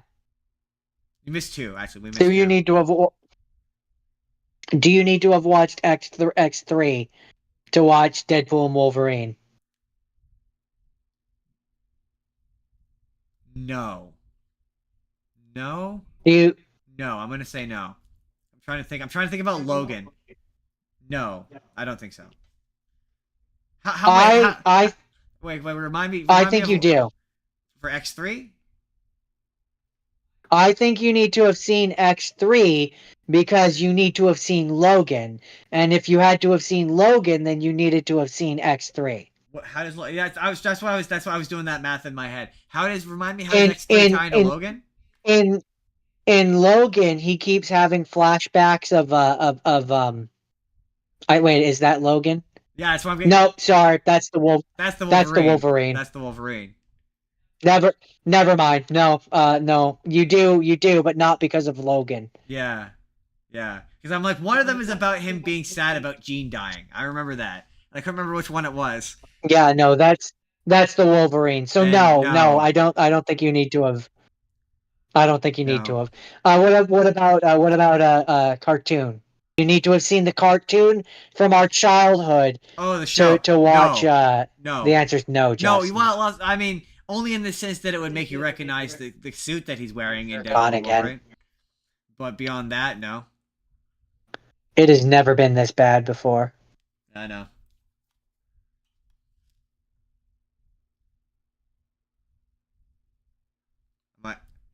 Can you hear me now? Hello? This podcast would be like 30 minutes shorter if this didn't happen every 10 minutes. I know, right? Oh my god, it's so annoying. So, long and short of it, First Class, good movie. But to answer your question, was there another one that I forgot to? Was there another one that I forgot to ask you the question of? But sorry, to answer your question, animated series, no. Other than it would make you recognize the suit. Animated series X1, X2, X3. We did. Origins Wolverine, yes, because they constantly joke about it in those movies. It helps. Yeah, I would agree. It helps. And then First Class. Do you want to end? Should I ask you the question, or should you ask me the question? Oh yeah, I'll ask you the question. Yeah, because these are yours now. Now we're in yours. We're in your territory. There'll be a bit of mismashing in the middle there, but because we're gonna include the Wolverine movies in the order. We're just gonna do these in order. Do you have to have seen X-Men First Class in order to get Wolverine and Deadpool? Yes, only because in one of the first Deadpool movies, he makes a joke about McAvoy or Stewart. And if you haven't seen these movies, if you haven't seen these movies, you're not going to get those jokes. That is true. But in Deadpool Deadpool and Wolverine, I don't know if there are specifically jokes to it, so you could probably get away without it. But yeah, and it's like this is the starting point, so like you didn't have to. And it's funny because continuity issues only become an issue in the next one because they mold the old timeline and the new timeline together. Like it doesn't matter if this is like you could be like this is a new thing. Like the insistence that James McAvoy is going to turn into Patrick Stewart and that Michael Fassbender is going to turn into Ian McKellen has always been dumb, and it only becomes more dumb when we move on to Days of Future Past, the worst X-Men movie. Oh no, not the worst one. Second worst one. It's the worst X-Men movie. No, it's the second worst one. The worst one is Origins Wolverine. No, because again, Origins it cannot be the worst one because it birthed Deadpool. So no, by default, it makes Days of Future Past the worst one. No. I'm looking at from Days of Future Past. Apocalypse. I am judging them on their individual merit, and on their individual merit, Origins is worse. Anyways, Days of Future Past is a fine movie if you can turn yourself off. But again, and just enjoy it for what it is. The entire foundation of that movie is built on a plot hole. It's built on a character having an ability she's never had before. It's never been established. If you can turn yourself off, and just let yourself enjoy it, it's fine. Like also in the comics, and I saw this somewhere once. In the comics, it is established that mutants can sometimes have secondary mutations, so you could just make the argument that she gains a secondary mutation. The movies never established that as a thing. the movie's never established that as a thing that can happen. So for no reason, if there was any amount of dialogue to support that, I would be with you. But from that starting point, it is objectively a worse movie. Wolverine Origins, sure, there's like elements to it that are not that great, but it at least is not constructed on a plot hole. It is constructed. The idea it is constructed on, that is an origin for Wolverine, is completely sensical and it makes sense. You may not like the origin it provides you, but it is at least an origin that makes sense. This movie makes no sense, and that's not even mentioning all the other plot holes that make it make no sense, like the fact that Stryker is now like the fact that it has to like connect to X-Men Origins Wolverine, but like it can't. It doesn't make any sense. Like. You're right. There's all these connections that don't make any sense, and the movies never explain them. Like, that is the movie that upsets me, because the previous one is a good movie, and it's so bad. It legitimately it agitates me every time. It exists purely because they want to have all these characters together, and that's one thing that I will say about it. Because I want to give it a compliment sandwich wherever possible. So. I mean, when I argue some of these points, I want to make the point. I'm mostly doing a devil's advocate situation here, where I'm trying to defend it. I hate is a strong word. I dislike aspects of it. The biggest thing that I don't like is why would you make it Kitty Pryde other than to be a reference to the original comic? But it should have been Rogue. It should have been Rogue who did that, because you could easily then explain away her having this weird ability by the fact that she can get weird abilities. And what's frustrating? That is a power she has. What's frustrating? She literally has the power to be an ex machina who can have whatever power you need her to have. What's frustrating is there's a Rogue cut in which the only difference is midway through the movie. There's that, I think it still happens in the original cut, but that bit where Wolverine stabs Kitty Pryde? Well, in the Rogue cut, she taps out and Rogue taps in, and she's doing it for the rest of the movie. Which makes more sense, in my opinion. Yeah, I mean, but why not just have her do it the whole time? No, I know, that's what I'm saying. It's dumb. Or if you have to explain away the Kitty Pryde, the thing is that it would be easy enough to explain away. Say that the professor is amplifying her power. Say that like any number of explanations you could give to make it make more sense. Yeah. Anyways, we could complain about that one plot point the entire day. We've been doing this for this is going to be a 4-hour stream. We have to keep trucking along here. So I'm gonna push us past this one point that we both agree is bad, so that we can talk about the rest of it. Well, no, I was gonna go to a next point, which I was gonna say another thing. Justin, I know you hate it, but I have to push forward. No, but no, it's a point. It's another plot point of the fact that Beast, and it ties back to the previous one.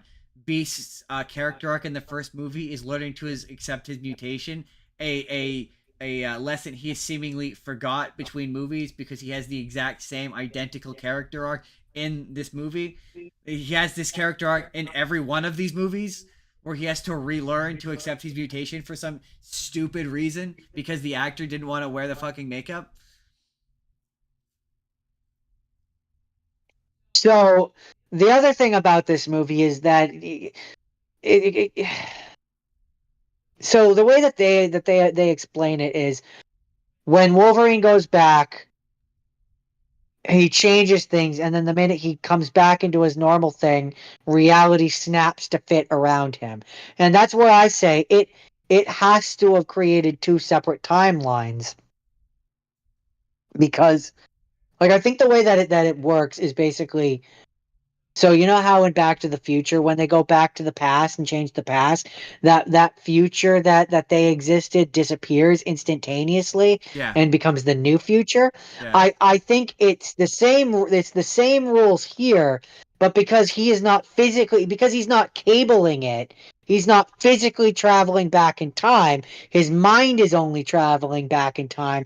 It allows him to travel back to the good future of Back to the Future, even though he has changed it to be Biff timeline, except scratch that and reverse it. He's changed it. He's come from the Biff timeline and turned it into the good timeline.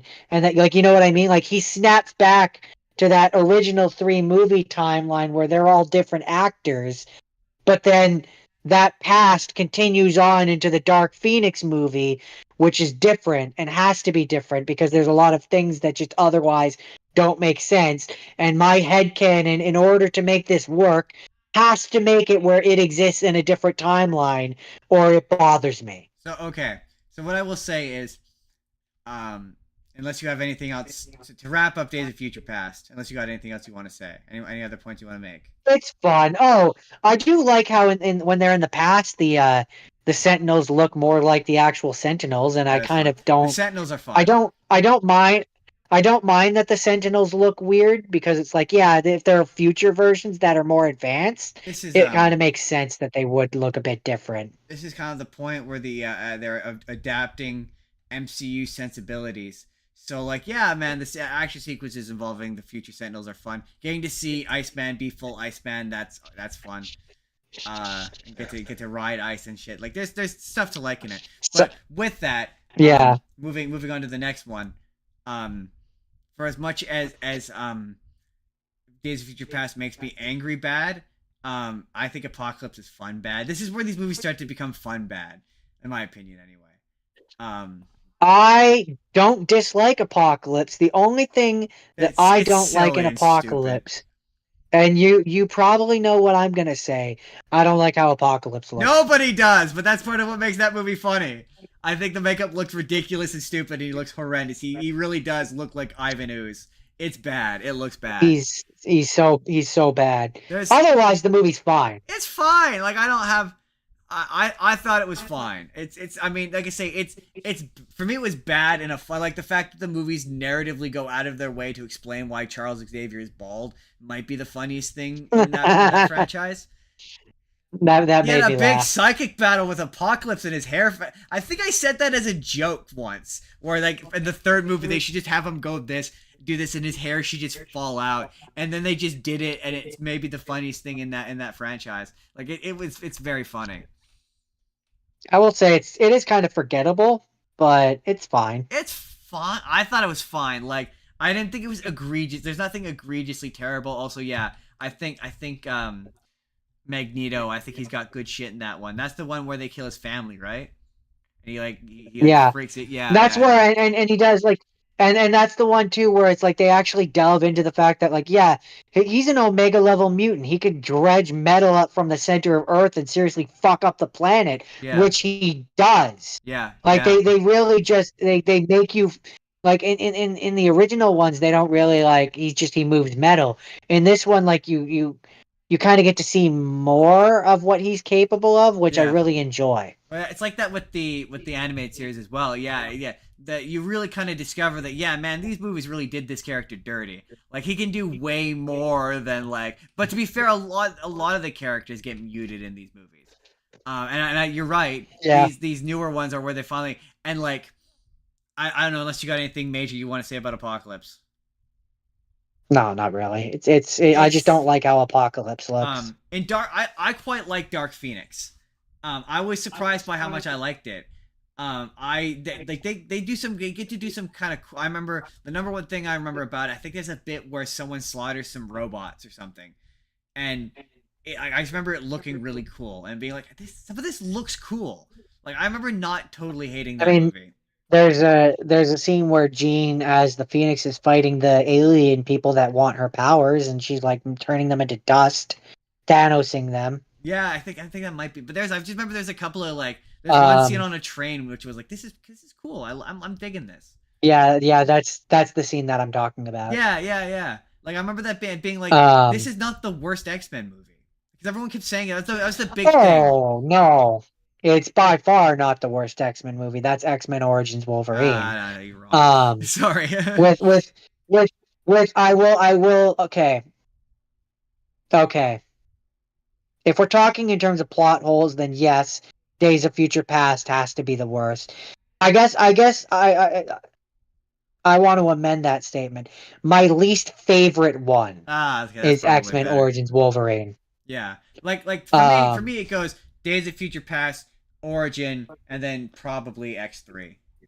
Like that's But none of these are worse than those. But they're close in terms of badness, though. For me, either way, even if I were to put Days of Future Past below Origins, they're so close to each other Yeah, I that think that it's just they're almost indistinguishable. I think these ones do, and it kind of seems like you probably agree with me. They just get, because we're about to get into my final two. They get more boring and forgettable, and there's just nothing to them. With the original ones, you mean, or the new ones? With the new ones, like they just Well, the kind of new become ones, like they're not a little bit, but yeah, it's also just for me. You're right, because they tied them to the original movie like plot and thread. It just raises too many plot holes, yes, and that's where I say it has to exist in a different timeline. Because if this movie specifically feeds into the Stewart universe, yeah, then what does Hank step back from being the leader? The school is called the Jean Grey Institute for gifted children, not the Xavier School for gifted children. So what does he come back out beast as the leader of the school, take his school back and rename it? No, it has to exist in a different timeline. yeah. I mean, yeah, and then wait, I mean, then there's just the yeah. Wait, so she got the Dark Phoenix powers, lost them, and then got them again. And this, I think this one, they're alien, right? In this one, because in the original timeline, they're Yeah, not alien. It's just the Dark Phoenix is just like they're a they're alien in this one. yeah. They came from space. So like in the original timeline, the Dark Phoenix is just like an alternate personality that Jean has, and it's just like all her strongest powers are like blocked. It's not an alien thing. So it's like, so is that No, yeah, different like from this yeah, it's confusing. So does she still this do the they were old Dark literally Phoenix? no. That's why I say I think when Wolverine changed time, he warped back basically to his old to the Days of Future Past time, which was in his own universe. So like I think that's like 6336 and this is like 6335 now. Or maybe a better, more succinct way to put this is it sort of seems like you're making the case that it's more like the Avengers Endgame style, where you just affect the Dragon Ball time travel, where you travel back to a point and you don't affect your future, but you only affect the future of that timeline.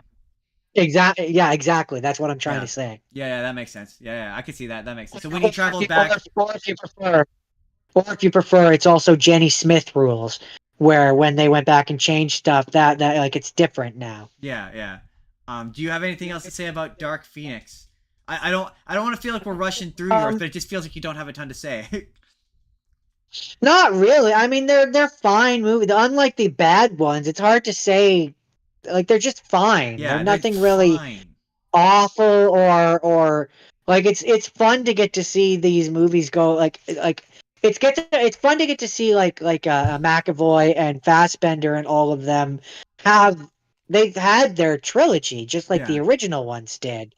And it's fun to get to kind of see the progression of their characters and choose to realize that they are not going to become the ones from the original ones because they can't. yeah, Things have changed too much. Time has changed too much. They're not in this one in the beginning in particular, and especially by the end.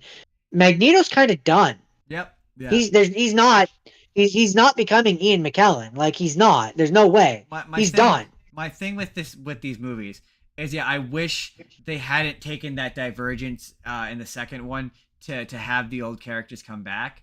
Like I wish, I mean, even if you must do Days of Future Past, I wish that it was the last one. And that they had been allowed to, yeah, allowed to exist in their own universe and not have it be like, yeah, they have to age into Ian McKellen. Because I don't think, or Patrick Stewart, because I don't think First Class makes the case that they do. I don't think it did until Days of Future Past, No, where you like solidify and that's that why he has to age into Patrick Stewart. that's why I say as of Days of Future Past, like he'll maybe physically look like. And so like that's where I could make the argument. I'm not, but I could make the argument that for all we know, this version, like the Dark Phoenix version of Charles, becomes the one that's on the council. The Council maybe. of Reed or whatever. Yeah. Like I'm not saying that is that version. I'm just saying that he's not the same one from those first three movies. He's not. He retires at the end of this movie. Him and Magneto are playing chess, like are going to play a game of chess at the end. He's retired from his school. He's not the leader. Like he's not that same. He's not. Unless he's the not idea is the like same. at some point in the near future, yeah, he goes back to this school and like, but then there's all the Renames renames it after himself. Goes like fuck Jean Grey. Well, no, renames it after himself. Jean and then she shows up again. Yeah, she comes back to life. Everyone forget. Yeah. And then there's just a bunch of all the additional characters that are. Yeah, you're right. So anyway, so that is it has to it has to exist in its own timeline, and even if that's not what they intended, that's my headcanon because it's the only way it makes this good. So okay, so with that, Jordan, what prior to Deadpool and Wolverine, and do I think you need to have seen this one, or Days of Future Past to watch Deadpool and Wolverine? No. You know what I just realized? Shit, we missed the Wolverine. Okay. Do you want to talk about the Wolverine? Can we skip it? Do we need to talk about it? Is there anything notable in there? That's the one where they go to Japan. Yeah. The only thing that I would say that is I would say you need to have maybe watched that. No, I guess not. No, it's fine. Sorry, go on. It's you don't really need to have seen it to enjoy any of the rest of anything. No, it's a really good standalone movie is what I would say. Well, other than maybe X3, because X3 gives you context for him being sad about Jean being dead. But other than that, my one thing, there's two real things that are notable about that movie for me. Him getting blasted by the nuclear bomb is a pretty cool scene. But yeah. And fighting on the bullet train. That's pretty sweet too, yeah. Yeah, it's better than Origins, only because it's much simpler than Origins. That's the movie where the continuity issues start happening though, because that's the one where at the end of it, because I don't know if you remember, Charles Xavier dies in X3. He gets blown out. It's not even that he dies; he gets exploded by Jean. So there's no Charles Xavier yet left. There's no body. He's like exploded. And so then at the end of X-Men, or at the end of the Wolverine. I don't know if it's in a post-credit or a mid-credit scene, but him and and also Magneto has lost his powers. And I'm going to preempt the argument people will make in the comments, but I don't know if you remember at the end of the Wolverine, him and Magneto show up, and he is somehow both alive and at the airport, and also Magneto is there and has his powers, and the movie never explains how that's possible. And it implies that, we're going to explain this in Days of Future Past, and then they never do. You don't need to know. And also, Wolverine has lost his adamantium in that movie, and somehow those aren't the droids you're looking for. Somehow in at the beginning of Days of Future Past, he has adamantium claws again, so somehow he got the adamantium back, I guess. Yeah, that's where continuity issues. I choose to believe that the adamantium that's grafted onto his bones merged with his bones, and so as the bones grow back, the metal grows back. All right, that's as good. That's what I choose to believe. And then we also forgot Logan. Logan is important. We have to talk about Logan, but I could do Logan fast. We didn't forget about Logan. We were saving the best for last. That is true. No, okay. So wrapping up, watching. Technically, Logan is sandwiched in between. I want to say, isn't it the last one on the timeline before Deadpool's? That's funny. No, I think Dark Phoenix came out after. I'm pretty sure it came out after.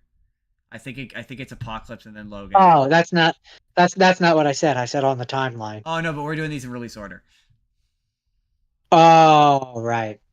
I Right. forgot the Wolverine. Doesn't matter. Deadpool. Deadpool is a really good movie. It gets to be violent. It's kind of a bummer at the end. Oh, you mean Logan? Yeah, it gets to be finally gets to Yeah. be violent. It's just overall a bummer. He's a bummer. And it's like, I think this is the point where I'm like, somebody has kind of pointed this out, that every movie Logan has the exact same character arc in literally every single movie, where he's a grump, he doesn't want to be part of a team, and then he has to be part of a team. Like, it's exactly the same thing every single time, and I'm like, yeah. Also, yeah, a lot of the novelty of of it being violent does get expended in this movie, where it's like, yeah, it's not the novelty isn't quite there as much for Deadpool, and him swearing. It's like, I've already heard this, I've already seen this. Patrick Stewart is great as Professor X. Like, I do love this, like the fact that he thinks dementia. Sad, dementia, Charles. Yeah, he's kind of lost it, Charles. I quite like that performance. And yeah, there's a lot of really cool scenes. The bit where he's getting all the guys and they're all frozen is really cool. The fact that he sees when he has to fight when he has to fight against Terminator Wolverine. Yeah, X-24. That's pretty sick. Oh, I forgot to mention a really funny story about Deadpool and Wolverine that ties into Logan. Apparently, the first time on Deadpool and Wolverine, X-23 is in Deadpool and Wolverine. We totally forgot to mention that. And apparently the first time Hugh Jackman saw her, she was like, "Wow, you got tall." And she responded with, "Well, the last time you saw me, I was 12 years old." So of course I'm taller.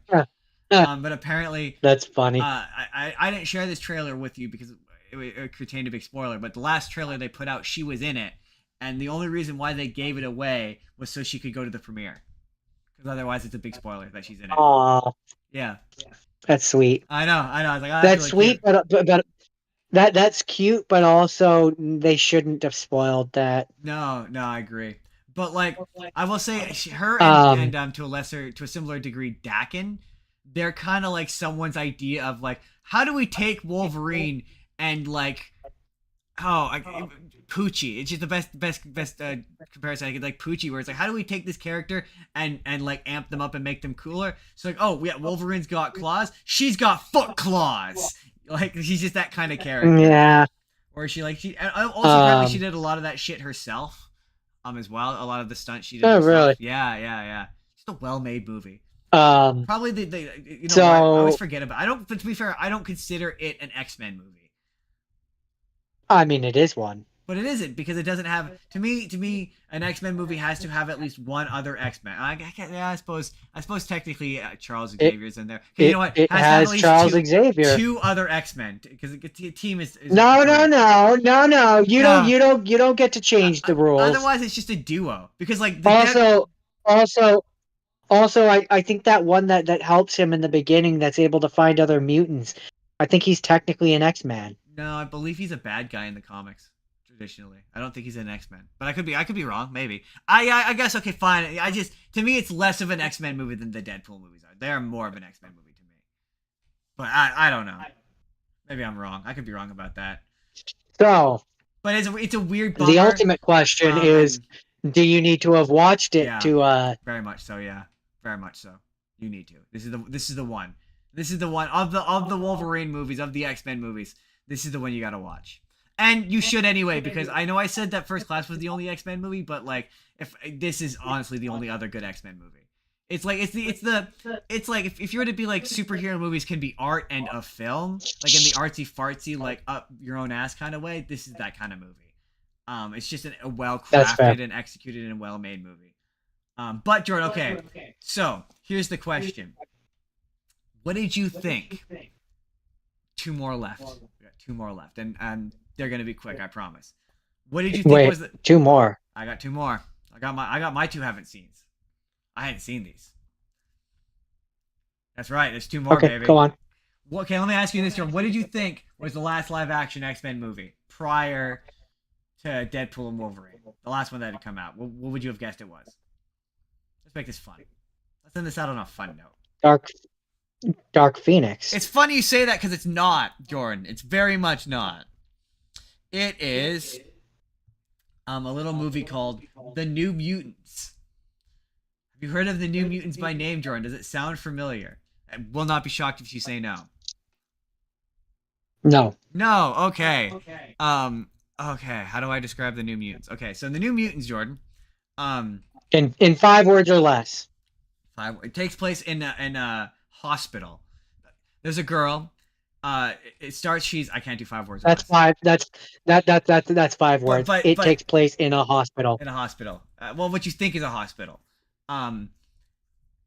It's about a girl who the movie starts off. Her dad it's being. You think it's a tornado, and her dad dies in a tornado. She wakes up in a hospital. You find out she's a mutant. And the entire movie takes place in what you think is a mental hospital, but turns out to be like a facility for mutants. And there's several different mutants. There's Maisie. It's funny that you mentioned the Phoenix, Jean Grey, being from Game of Thrones. Maisie Williams is also in this. She plays a Scottish chick who can turn to a wolf. Will from Stranger Things is in it. I can't remember what his power is. She's a werewolf? Yeah. And the whole thing is they have all either used their powers and hurt someone in an accident or themselves. And that's the idea. And the whole thing is there's a doctor and she's trying to discover whether or not they're safe and can move on to the next facility. And the whole thing, and the movie is very boring. It's very, very bad. It's just scene after scene of character. Oh, Anya Taylor-Joy is also in it. She is Colossus's sister. At least that's what you're supposed to think. The movie never says that she is, but according to Wikipedia, she is.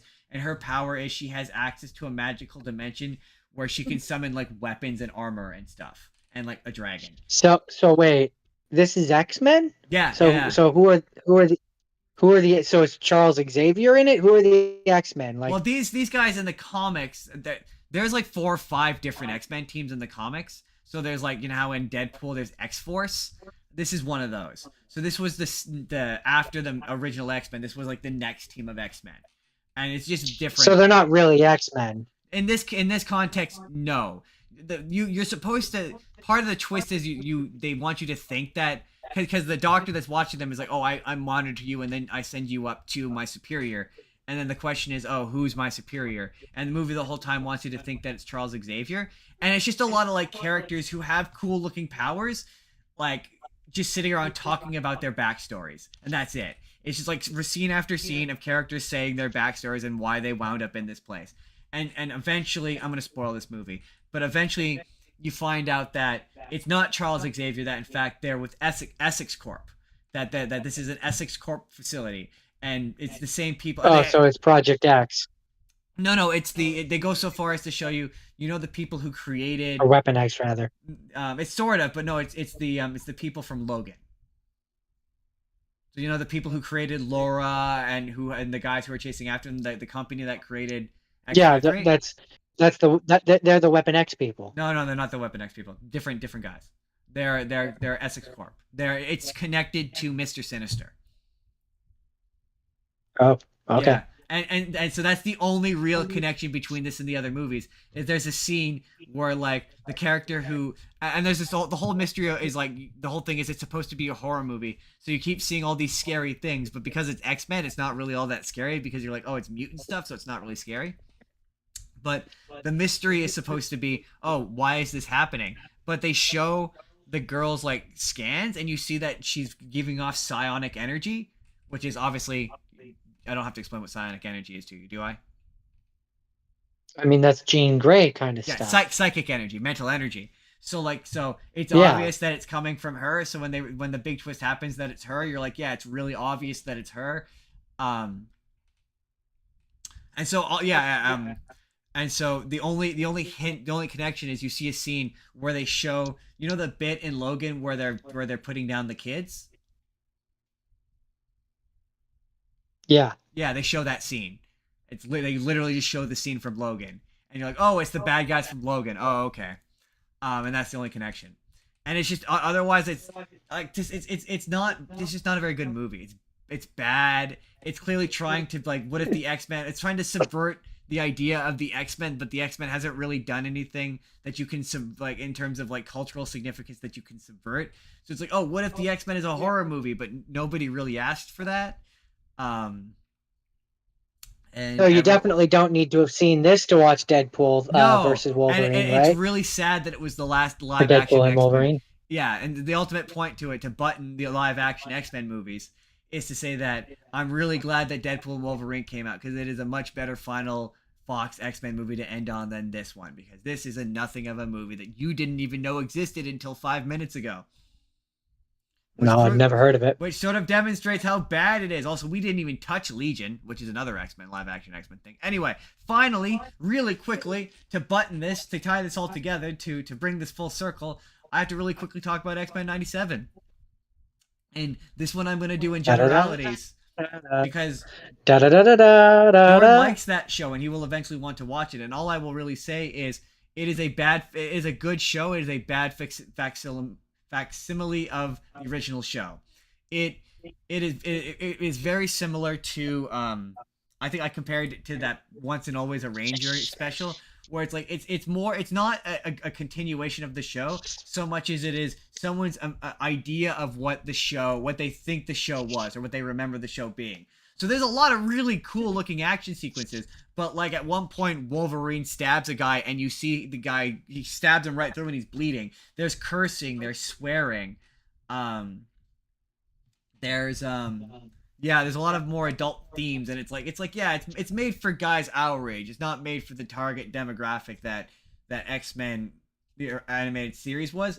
And it's like, yeah, cartoons can be this now, so it's just not as interesting or as engaging to me as X-Men, the original animated series, where it's like they're getting away with shit that, like, this came out on Saturday mornings. Like, I can't believe they're getting away with this. Whereas X-Men 97, it's like, yeah, it's taking a couple more chances, but it's not really doing anything for me that I found to be all that interesting. But I don't know, maybe we'll revisit X-Men 97, because I'd like to know what Jordan thinks.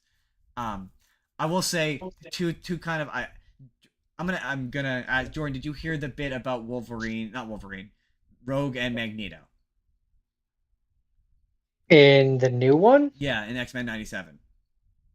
I mean, I know that they say that they were like together. Yeah, it's awful. It's easily the worst thing the show does. It's weird to me. It's not even that I hate the coupling on a conceptual level, because I do. It's that there's nothing in the original show that remotely hints at it at all. It comes completely out of left field. Also, he can touch her. She can touch him. It doesn't make any sense. It's never explained. It comes completely out of left field. And they do the thing of like, oh yeah, you remember Rogue's backstory from the original series? Oh yeah, turns out there was this slight divergence where they met, had a romantic relationship, got together sexually speaking, and hooked up. And then they just decided to never talk about it or even remotely address it ever, to conveniently explain. It's kind of like how in Obi-Wan, where Leia and Obi-Wan are like, you know how in the original movie we never met each other, but we need to explain that away. We're just never gonna mention this again. It's one of those moments. It's really lazy. It's really badly done. My other criticism of it is it's fun that the original voice cast comes back, but some of the performances are legitimately bad. Rogue, the poor Rogue is taking a beating, but like the voice acting's bad. Cal Dodd is great. Like the guy doing Scott doesn't miss a beat.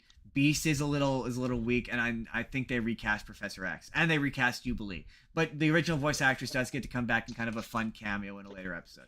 But yeah, I will say the final episode, the final confrontation, I'm not going to give away what it is. I'm not going to say who it is, but it's cool looking. Like they're like that bit in the trailer, you know, the bit where it's Wolverine's riding on Gambit's back and he lights his claws on fire. That full sequence is sick. Like there's a lot of scenes in that show that are like, yeah, this is cool. This is indisputably cool. And like the hook for the next season, yeah, well, you know, not so much of like I wouldn't put it that way. I would put like this is what this is what the show would have looked like in the 90s if we were capable. Like it's got the budget now to look cool, so it does look cool. Like it does make me excited for. I would love for them to make X-Men 97, not X-Men 97, Spider-Man 98. Like I would love to see Spider-Man 98. I mean, yeah, with this level of like, I would be far more excited for that. For sure, and with this level of like, it's more adult now, and it's a bit harder. Yeah, I think it would be cool because Spider-Man the animated series was already kind of hard, so for it to be a bit harder, I think would be interesting. And yeah, I think they could do it, and I would love to see it in this art style. I definitely think it would look good. And it also strikes that balance of moments where it's like, yeah, it looks cheap as shit, but like not in an homage way, in an unintentional way, but it helps it retain the spirit of the original show, which is really cool. But anyway, that's it. That's it, everyone. That's it. We did all of the X-Men's. We did it. We knew it was going to be exhausting. We knew it was going to be a big episode. But it's the season finale. The season finale has to be big and jam-packed. And I already said it. We're coming back for season 3. So with that, we have to tell you what's coming up at the start of season 3. Well, you know what? Before we leave, I want to leave off this season. Jordan, for season 3, I want you to give me as many ideas as you can come up with immediately right now for some episodes for next season that you might want to see. I mean, obviously, I want to pick a director. Companions. Yeah, talking animal companions. I like that idea. I want to do pick a director 2 and pick an actor 2 again, obviously. Just I guess at the end of season 2, I want to thank everyone who came on this season. Jake, Haley was season 2, right? Michael, Tim. You guys yielded great episodes. We did some bangers. I'm real proud of a lot of the shit we got to see. I'm real proud of a lot of the moments we created, of all the shorts. Shorts will be coming out. Videos will be coming out during the week while we're off, just so you know. But yeah, anyway, the assignment for when we get back. We're going back to Japan, baby. We're doing another Japan-based 2-parter, epic 2-parter opener. But I don't like promising things that we're pretty positive is going to happen. We may have a third person with us on part 1. We're going to be talking about anime. A friend of ours recommended an anime thing that I'm going to check out.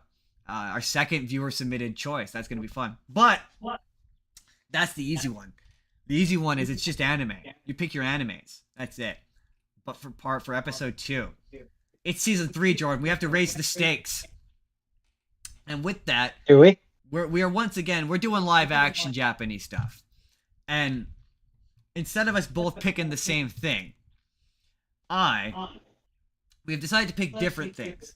And normally, this show, I approach it as it's an expert versus a novice. And I've decided to go with Ultraman. I have picked a franchise. I'm going to be experiencing and learning Ultraman. Jordan has picked Super Sentai. Now, Jordan's picking an anniversary season, which the gimmick is they can turn into other Rangers. I'm pretty sure, I remembered this morning, Ultraman has a similar themed season where it's about turning into other Ultraman. So I will do that as my main season. So, the challenge is, Jordan, I would like to elevate for season 3. Instead of it being a novice versus an expert, I would like for you to become as much of an expert in Super Sentai as you can before that episode. I would like you to teach me about Super Sentai as if I had never seen it before.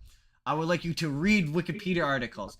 And for your rapid fires, I would like for you to maybe watch an episode or 2 of whatever's on Tubi, of the older ones, of ones that are like a Power Rangers season. You don't have to watch the whole season, but maybe you watch the first 3 or 4 episodes, or even like for like the one that the original Mighty Morphin Power Rangers is on, watch the original run of Green Ranger episodes, and like tell me the difference between it and Power Rangers or something. But like the important part is I want you to become as knowledgeable about Super Sentai as you possibly can be, and I want you to teach me in the way that I taught you when we did Kamen Rider. And I will be coming at you with some Ultraman with a similar vibe, because there are a bunch of Ultraman series on Tubi. So I will watch a couple of episodes here and there to sort of point out the differences amongst the different seasons. But that will be the challenge for you, Jordan, with that episode. It's going to be about bringing the knowledge this time. Can you I make no promises. Jordan, do you accept this challenge? Promises. Jordan, I'm going to ask you again. Do you accept this challenge as we raise the stakes for season 3 of this podcast, coming in 2 weeks? Jordan? I've frozen. Jordan, don't pretend I can't. you're frozen. I can't. Jordan, accept this challenge. It's frozen. Jordan. I make no promises. Jordan, until you accept, this podcast doesn't end until you accept the challenge. I will do the best I can. Absolutely, as much as you can accomplish in 3 weeks. You have 3 weeks. This is your challenge within 3 weeks. Watch shit on Tubi and read the occasional Wikipedia article. That's it. That's all you have to do. But that's it. That's it. Yes, thanks to everybody. Thanks to everyone thanks to Jordan for once again sticking out. 20 episodes we did this season. It was incredible. I'm so excited for season 3. I didn't as we wrap up the ending. Yes, end of episode promos. This has gone on so long. I've forgotten how my own show works. I need to plug something. Jordan, I get to plug something. Tomorrow, I didn't see what time. I don't know if you all recall last week I cut a professional wrestling style promo where I called out our good friend Jake to a Harry Potter debate, and I said in my town or his. Well, he chose his town. And so if you want to see that debate and the weird common ground we found at the end of it, you can check that out on the Average Intelligence podcast tomorrow. It's going up tomorrow. That was really fun. It like any of my conversations with Jake, it went to weird sections. There was a weird break in the middle. It got weird. It was fun. I had a fun time. I enjoy chatting with him. So check that out. That's on the Average Intelligence podcast. When it goes live, I'll probably sneak it into the description of this podcast episode. Jordan, are you doing Minecraft Monday this week? I am doing Minecraft Monday this week on Zethgore187 on Twitch. I don't think you're gonna miss a week because we'll be back probably before, unless you're just not gonna do it because you'll be all tired. It depends on what time we get back the following Monday. But I am on TikTok. I'm gonna wrap up here without Jordan. Sorry, Jordan. Jordan didn't get to say goodbye. But yeah, I've got more videos coming out. Stay subscribed. Hello? I've lost Jordan. You're just Hello? You're just looking at a spinning screen. It's fine.